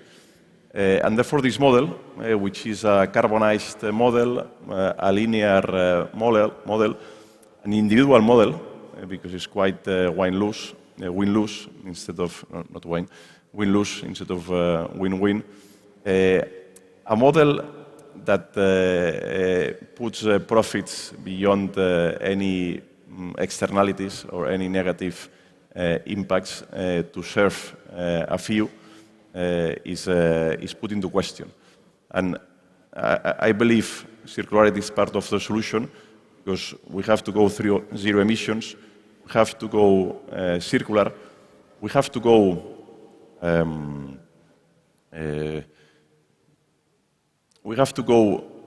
collaboration. The two challenges that we face, which is climate change and inequalities, we cannot solve them alone. We need to collaborate. And for me, all of this can be brought into an umbrella where we as individuals and as companies find our purpose. And one of the questions that I ask my children, one of the questions that I ask the people that work at CELSA is your work meaningful for you and for those around you? And if the answer is yes, keep doing it. If the answer is no, for many weeks and many months, you ought to change. And today, going back to the young generations, this is the question that they are asking themselves the most after the pandemic. Does this all make sense? Is this system going to lead us to what we want, to be able to have a planet for the next generation? And this is the question that we try to answer in CELSA. Is our work, is our purpose meaningful, and is it meaningful for those around us? Thank you. Mr. Pera-Girbau, I have seen that you take notes. Do you want to share the notes with us? Yes, no. No, I was thinking now, I think there is a big challenge that's compatible with I'll say it here, but I think it's important. And it's how could we make circularity to become a business model at the end? Then it will be able to scale it up. Usually, when we talk about circularity, is a concept, a reactive concept. We have a problem in the planet, we should do something. We are leading companies and people is leading their lives, because this is not an issue of companies, it's an issue of society. Consumers' habits and as well as politicians ruling and adding tools into the society, and the company thinking and initiatives that everything can help going towards the circularity. But whenever it is possible to become an opportunity, a business model that can create a new company, can create business, can develop jobs, etc., is when it can be scaled. So what I was thinking again, a little bit overall, what should be a little bit the turnover key, I think is this, how to make the circularity a business model, really. I think you will be agreed that pace and scale are essential to the effective transformation. We need a kind of pace and big scale, no? What do you think is holding you back, this thing, the pace and the scale? And what you could be done about this? If you need help for this?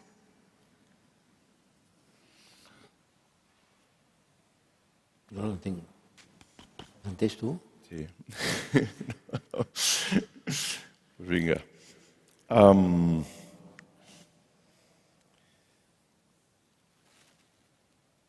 Obviously, pace and scale are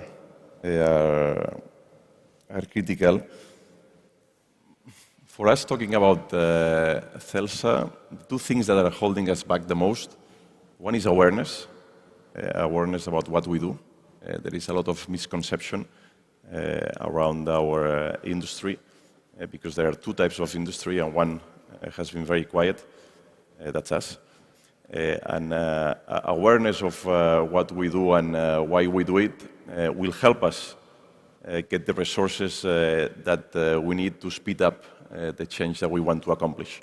And resources at the end of the day is financial resources, but most important, people. The attraction of talent, the attraction of minds, of hands, to do what we want to do. So yes, we're hiring. The second thing is policymakers.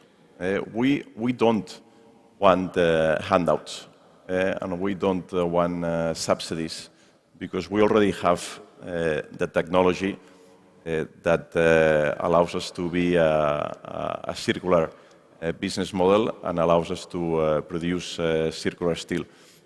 What we really need is the right policies, the right regulations to put into value the work that we do, not only for consumers, but for society as a whole, and to make sure that the waste that all of us generate is able to translate into value, into products that we all use.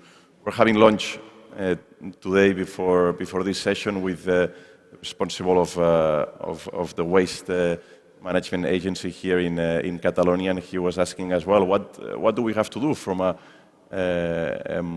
government point of view, from an administration point of view? Well, the moment we see that waste is a valuable resource, we will unlock many opportunities that are at our hands' reach. Can I just respond to that question of what's holding us back?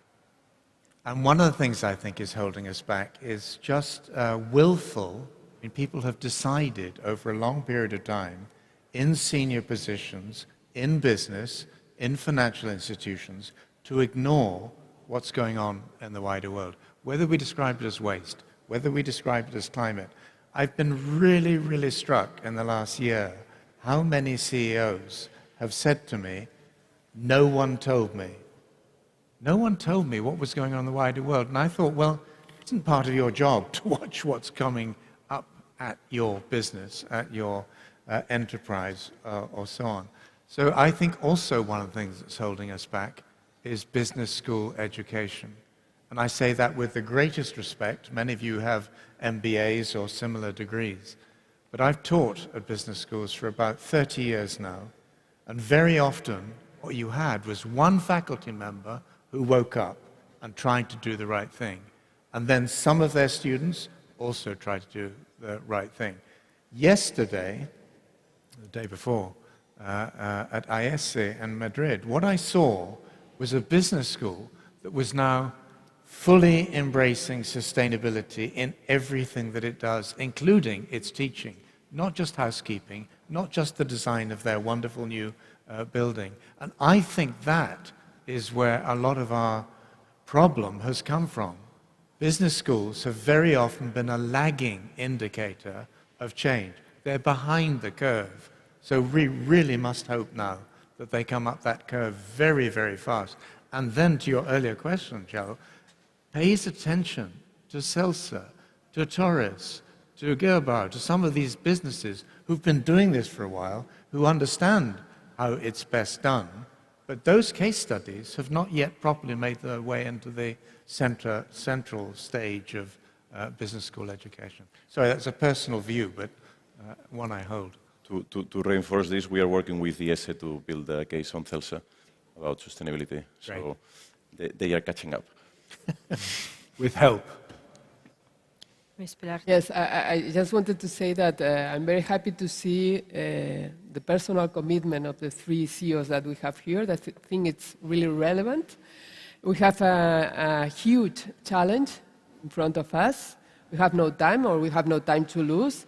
And so we need more examples like the ones that we have here, not only for these big companies, also for small companies, medium companies, startups. But what we need is that personal commitment, I would say. The maximum drivers of these companies, the CEOs of the companies are personally committed with circular economy, with sustainability. That's what we need to spread up in all our economy. Besides, of course, the political will. We need brave politicians that make the right laws to help accompany these companies in this path to the circular economy. So thank you very much for your commitment, and please spread it out to other companies. Personally, I've always been sensible to the environmental and the circularity. But let me say that since then I have kids, yeah. I'm also, besides being sensible, I'm also worried. Yeah. So it's I think that when we talk about circularity and sustainability, is what I said before. We should, all of us, feel a little bit, probably a little bit more responsible, thinking on what's the planet we are going to deliver them. Maybe it's not. We are delivering things that. In your hands, you have the possibility to change things in your companies, to change the culture of your company. And that's something very important. I think that you have to use this power in your hands. Can I just say something very quickly based on that? We're focusing now on business, and I think that's really important. But as I said earlier on, government is incredibly important as well. Case studies tend to be very short-term.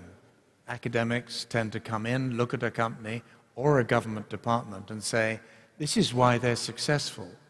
And very often what you find very quickly after that is that the success breaks apart. And so we're working with a government agency in Scotland, which is where COP26 happened. It's called the Scottish Environmental Protection Agency. And we're doing what we call a living case study. So we don't just parachute in and then parachute out with the answer.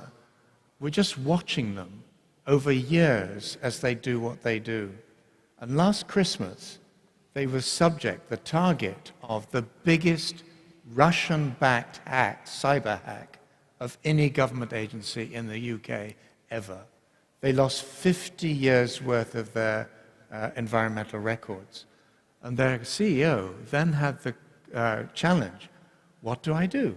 Do I buy back the data with public money, or do I not? He decided not to. He decided this was an incredible opportunity to reinvent an environmental protection agency for the latter part of the 21st century. So be very careful with case studies when you read them and you use them to make sure that they're not just in and out. And in government, whether it's in business, whether it's in the financial sector, whether it's in government, this is going to be very long-term. It's going to be what we often call character forming.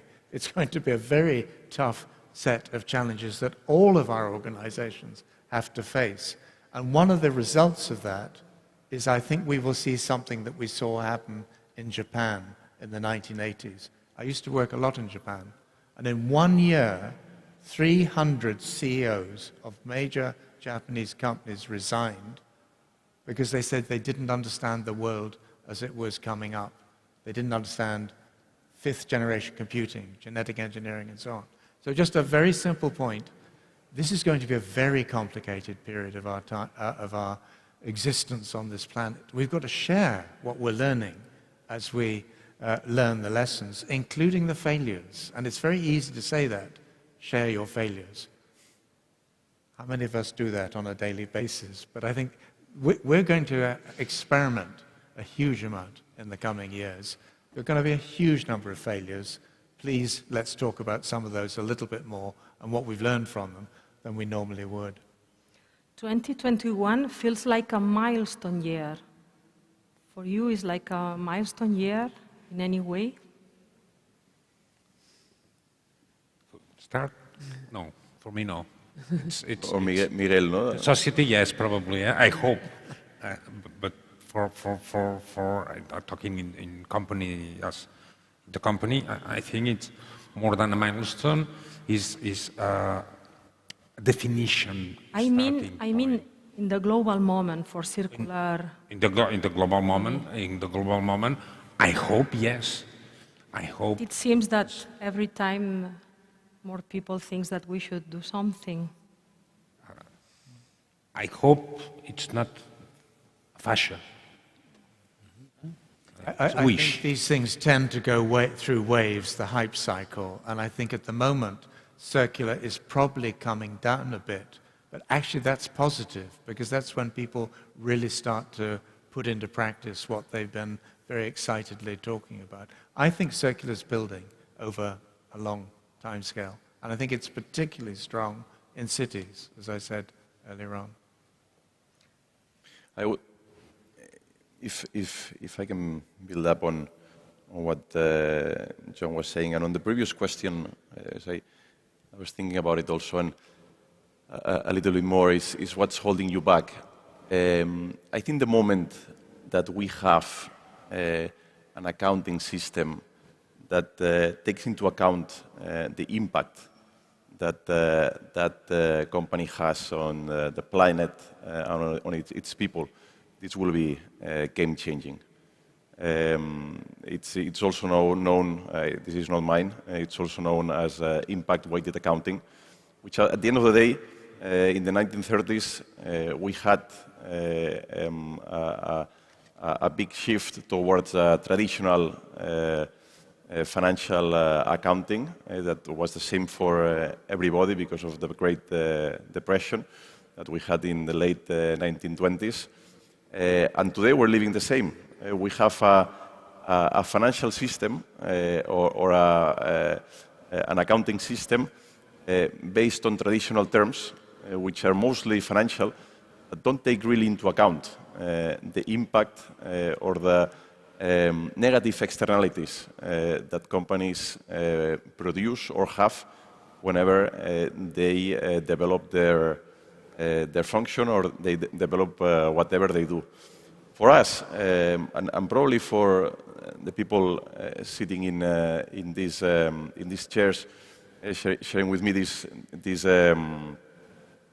panel, is the moment that, in our case, circularity is taken into account into the accounting system, and we can flourish the positive impact that circularity has in the planet and in society. This will be a game changer. And going back also to what you were saying, John, about I think you were talking about business cases and what else? You were talking about this company that lost all of its data. Really, we need a transformation in our system to make sure not really that there is a planet to live, but there are humans to live in this planet. And this transformation that we need has to be built in reinvention, in resilience, and in regeneration. And if you look back in history, there are multiple examples of this. So the challenge is very big, but looking back at history, we have many examples to be optimistic and realize that we will deliver. We have little time, but we have also a microphone, and I don't know if anyone from the audience wants to put a question. I just would like to add, if it's possible, that I think that 2021 is really a very important year for Catalonia concerning circular economy, because we are here, we are at the Circular Economy Hotspot, no? I remember the first hotspot where we participated, that was the first one in the Netherlands in 2016. We have participated as a Catalan government and with a Catalan delegation in all the previous hotspots. In the first one, we were looking at the Netherlands experiences and we were saying, well, maybe one day we will organize one hotspot. That was not the moment for us. But now, in 2021, thanks to the effort of a lot of companies, a lot of institutions, universities, technological centers, a lot of administrations, we are ready to show to the world how Catalonia has started the way to the circularity. So I think that's a relevant year for us because we are now ready to show. We have a long way ahead to achieve this circularity, but we have a lot of experience and I'm sure you will be very happy to know them in the following days. I hope. If there's any question from the audience or maybe any comments? There, perfect.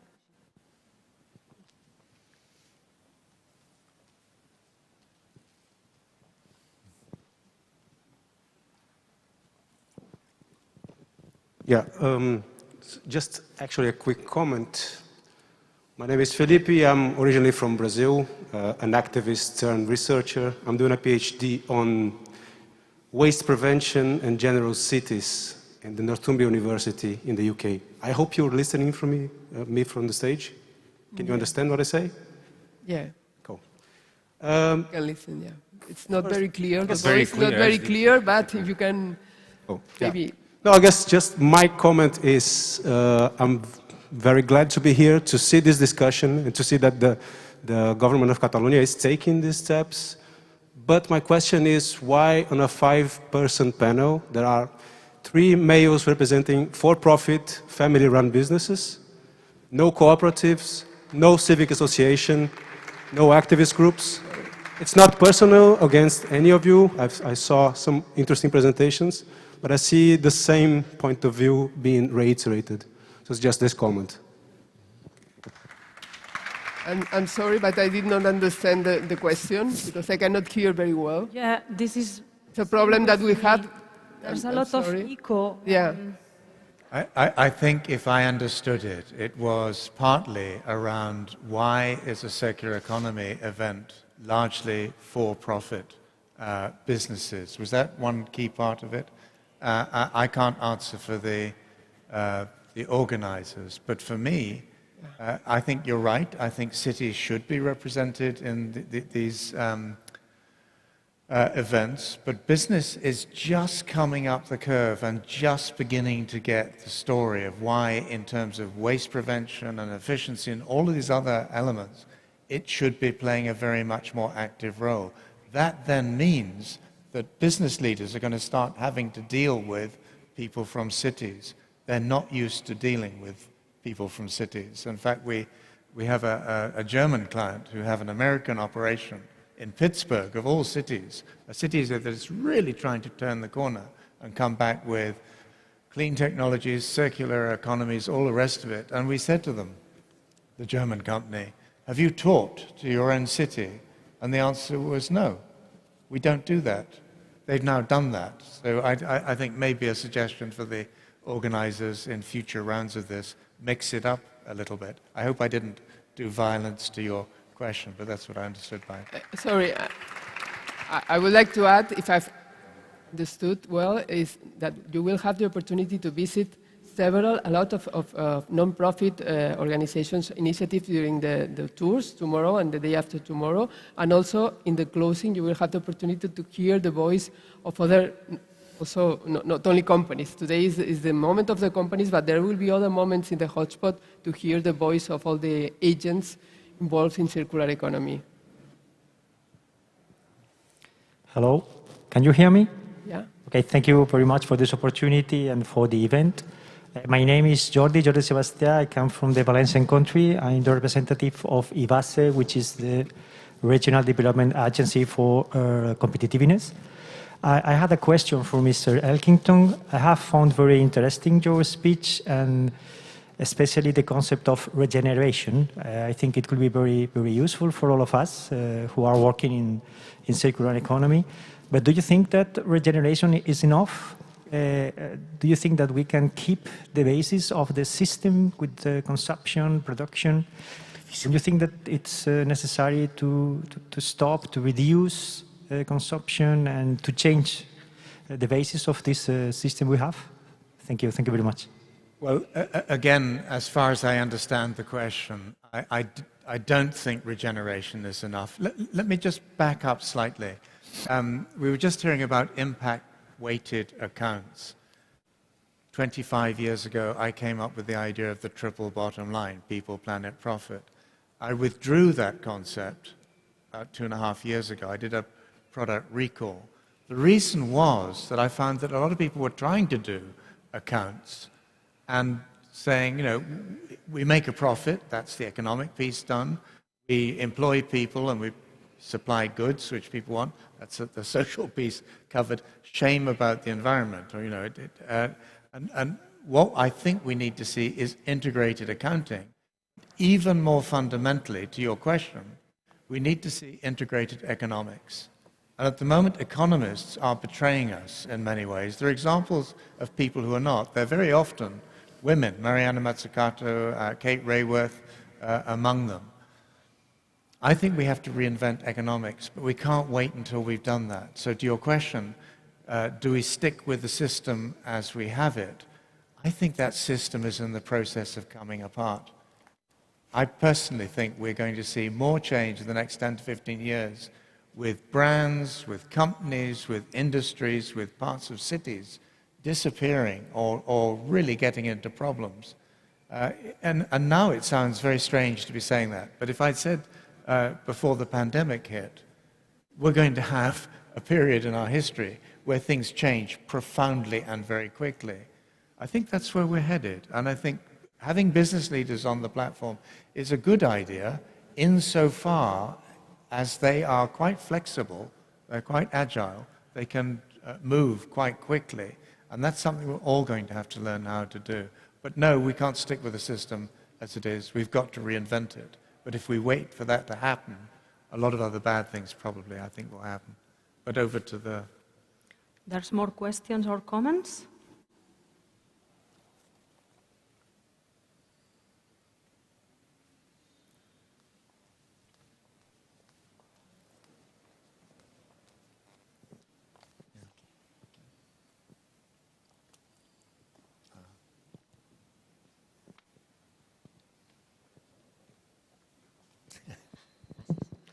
See, I have one question. My question is regarding the new companies that said that they are like compromised, because I believe that you can be a company that have profit and could be compromised. So my question is, what do you think about these kind of companies that are on the middle, not non-profit, but only compromise and for profit also? Who's going to take that question? I can answer it, but I've spoken too much already. Can you say, I had a hard time understanding, I can take it, but I had a hard time understanding it. My ears are normally the worst in the room, but let me try. Were you talking about different styles of ownership of businesses and enterprises, from or organizations, from not-for-profit through to for-profit? Yes, I was. And observations on that? Yes. Well, maybe I'll start. I've founded 4 organizations since 1978. They were all for-profit enterprises, but they all had a very strong social mission. And the reason why we did the for-profit status was then business listened to us. Whereas if we were just one more NGO, they might be a little less interested. Social enterprises have come up very, very powerfully over the last 15 to 20 years. And I think they're doing incredible work, and they're experimenting with all sorts of different forms of ownership in the same way that the cooperative movement used to.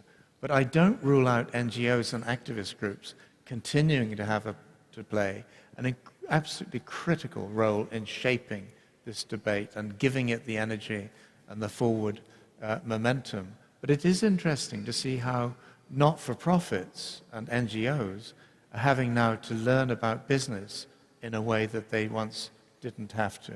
They just simply said, do this, we don't know how, and now they're having to work out how markets might be shaped over time. I hope that was somewhere in the... Yes, it was. ...theory. I don't know whether other people... No, I had lunch today with, as I was saying, we had a preparation with preparing this meeting, and there was a young lady. She was 28 years old. She had founded her company, and it was interesting, no, because she was she produces bioplastics out of waste. I don't know which type of waste. I'm not a specialist, but she was saying, no, it's interesting how the perception of my environment has changed now that I am a leader of a startup, and that my value of my company is in the hundreds of millions. First, I have worked very hard. I am 28 years old. I put this to the availability of this idea to the availability of public universities. They didn't want to take it, and now when I tell them, look, join me in order to build something together, private and public, because it's the way to go. They say, look, now she thinks like a businesswoman. So it was, and this is the comment that she had regarding her interaction with this public university, and then with her environment. I don't know how you say, with the people around her, that yeah, she's now seen differently. And she was saying, I'm the same girl. I just happen to have an idea, wanted to develop it, and make out of waste a product. So it was shocking. It was curious, to say the least. Yeah. A last quick comment or question. Let's finish from the audience. Hi. Hello. So I'm Ella, and I'm doing a PhD on integrating social impact into circular economy. So going back to John's triple bottom line, so this is very interesting for me because I think there's been a lot of criticism about circular economy, about how it only covers the environment and the economical side. So for me, especially I think after COP26, with hearing why India kind of pulled out, because they were talking about the poverty and the society side. So for me, I'd like just to ask, what do you think is the role of society in the circular economy, in making that transition? How important is bringing all of the kind of the three concepts together? Thank you. Shall I have a quick go at that, and then while others collect their thoughts? When the earlier question was asked, why don't we have federations, networks, and so on the panel as well? One of the ones that immediately came to my mind was the B Corporation movement in different parts of the world. Last time I looked, there are 4,000 plus B corporations, and they do exactly what you're talking about, as you know, where they are integrating or trying to all three dimensions. Now, for the most part, those are startups, they're early stage businesses, and therefore they can build this sort of economic, social, governance, environmental pieces into their business models from the very start. But one of the things I find really interesting now is to see very much bigger companies also trying to do the same. Natura in Brazil would be one example. Unilever, I mentioned them earlier on, now own 8 B corporations, and they're doing it partly to experiment with under what conditions might a Unilever get to the point where it could recharter itself, as in a much more direct sense, in service of people and planet. So I think interesting experiments going on, but perhaps not fast enough yet.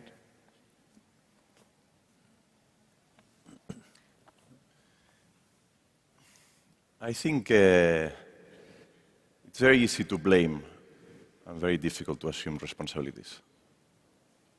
This This is it. So we are all to blame from the place where we are. Society as a whole, investors, for-profit, non-for-profit, and this is the reality. I don't think this is a one-man show or a one-woman show. We are where we are because of that specific person or that specific situation. I think we are all responsible. And for me, it's not so much who do we blame, but what responsibility we want to assume. And in my case, yes, I lead a for-profit organization, and my responsibility it's to make my responsibility, my ultimate responsibility, is to give away more than what we have taken. And this is how I understand the regenerative model. And this is my aspiration, the aspiration of the 10,000 people that work at CELSA. It takes time to change a system. We have to act because we don't have time. And at least my advice to the young generation, which I include myself, is, well, if you don't really know what you do it for your children. If you don't have any children, do it for your friends' children, or do it for your co-workers' children, because this is all about them.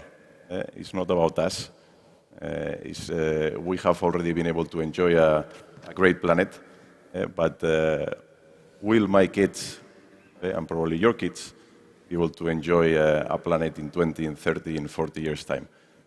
This is really the question. And when you face this question, at least in my case, you stop blaming others, like probably policymakers, and you start taking responsibility as an individual, as a society, and as a company, and say, well, what can I do to contribute to the two biggest challenges that we face, which is the climate change and inequalities.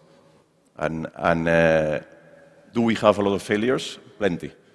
With my sons, at least every night, we try to talk about three things during the day.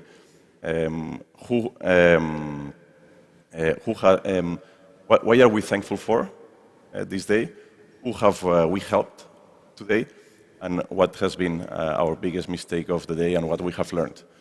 And it's great because success itself,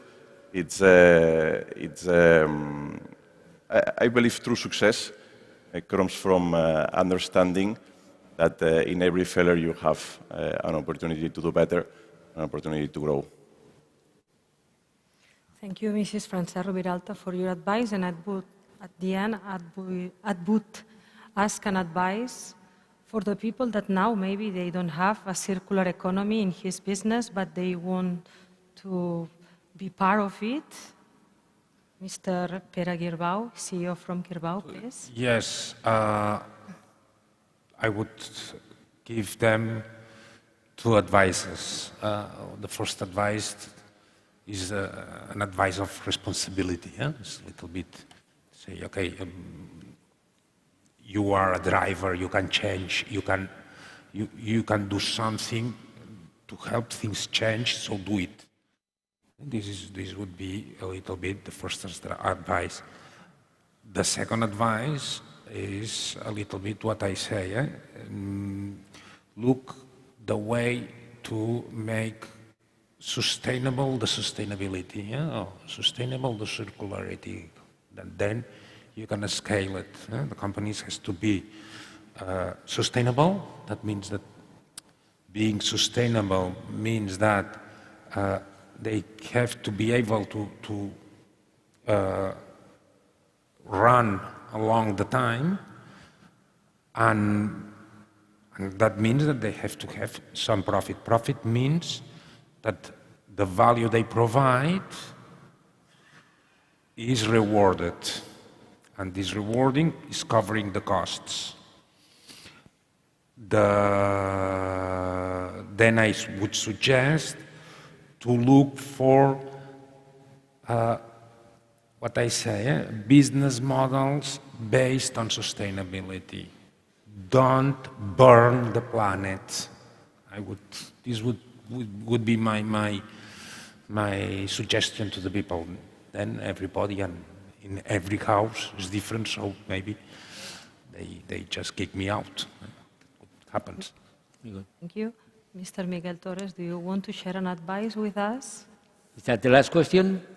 Last question is if you have an advice for those businesses that maybe now they are not in the circular economy, but they want to take part of it. Right. Well, I think, at the end of the day, when we are talking about circular economy, I think we should be talking more about reducing emissions. Of course, circularity maybe helps to reduce the cost. But most important, we want to reduce emissions. And my advice will be for every company, make a target that every year they reduce their emissions, they reduce their carbon footprint, because that's essential. I mean, just circularity without having in mind the importance of reducing emissions for every company, maybe it's not enough. Thank you. Thank you very much. And now is the turn of Pilar Chiva. Yeah, I would last words. Simply say that we should all open our mind and maybe think, how can we do things that we have done the same thing always? Maybe there's another way of doing things that maybe we are selling a product and we can sell a service. Maybe we should think about where are we getting our resources and how can we change this, and we should use our imagination and maybe be prepared to change the way we are developing our business, our activity. That's something that we will all have to do because of the changing market, the changing, the difficulties on getting resources, energy and water. So we all have to reimagine our businesses, our activities. Thank you very much. And Mr. John Elkington, thank you very much because you have a very good ears. You have been listening very careful. You would like to react a little bit about all the conversation to give us, to wrap today's takeaway messages? Well, it's been a wonderful privilege to be part of this panel discussion. And earlier on, you asked a question about what did we think about the businesses that we heard here. And it's very difficult to say because I've met the people today and I've listened to them, and it's what they're telling us is very impressive. I've even looked at the websites, so I have some sense of what goes on behind all of that. But I just go back to that central message that this isn't going to be over by 2030 or by 2040 or by, this is something that we're now stuck with as an operating environment, as a reality for the rest of our lives and younger people. And therefore, I would say something that may seem a bit strange, but have fun as you do whatever it is that you're doing towards greater responsibility or transparency or accountability or measurable positive impact or circularity or regeneration or whatever it is. Because if you don't, and I've seen this time and time again with young friends who've been in campaigning organizations, you burn out. You just so emotionally invest yourselves in what you're doing that you can't continue. And I think it's really important that whoever you are, you do continue, because as we continue, we learn all sorts of stuff that we didn't know to start with. So I personally, and this is a terrible admission, have enjoyed being in the environmental and then the sustainability and then, one damn thing after another spaces, because the opportunity to meet new people and to learn is just endless. So this has been a great pleasure. I've learned a lot. I will go away and dig even more deeply into the three organizations and the government side of all of this. But just a final thing, I think, which is I've even forgotten what I was going to say next, so my hearing may not be as bad as it should be, but my memory is less good than it might be. No, I'm going to have to let that one drop. It was something to do... Oh, I know what it was. Wait until you're 72. It is family-owned businesses. We talked earlier on about ownership structures of enterprise and business. And family-owned businesses are not in any way perfect. You've seen television dramas about how the politics can play out in multi-generational businesses. But if we want a model of some sort of organizations that are already thinking in a multi-generational framework and a style, I really do recommend taking a closer look at that world. And again, we've heard some of that this evening. And a final point, going back to Glasgow, one company that was a brilliant social enterprise, one of the early B corporations, sold out to L'Oreal, then became independent again, the Body Shop International, did a session on the margins of the COP26 Climate Summit, and they experimented with a board meeting where young people were brought in. So it was an advisory board, not a main board. But 5 young people, 4 young women and 1 young man, were brought in and asked to give their advice.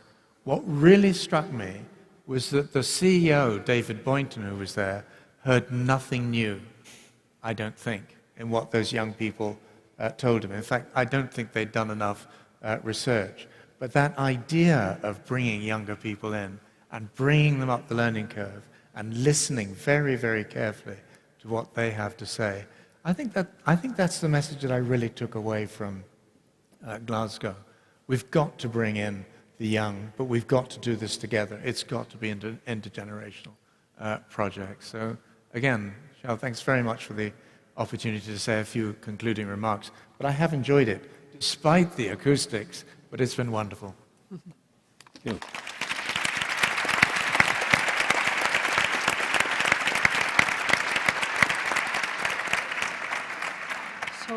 So this is almost all for today. Thank you to the speakers for their contributions. Thank you all for your attention. It has been a great honor facilitating this opening session, even if it has been by accident.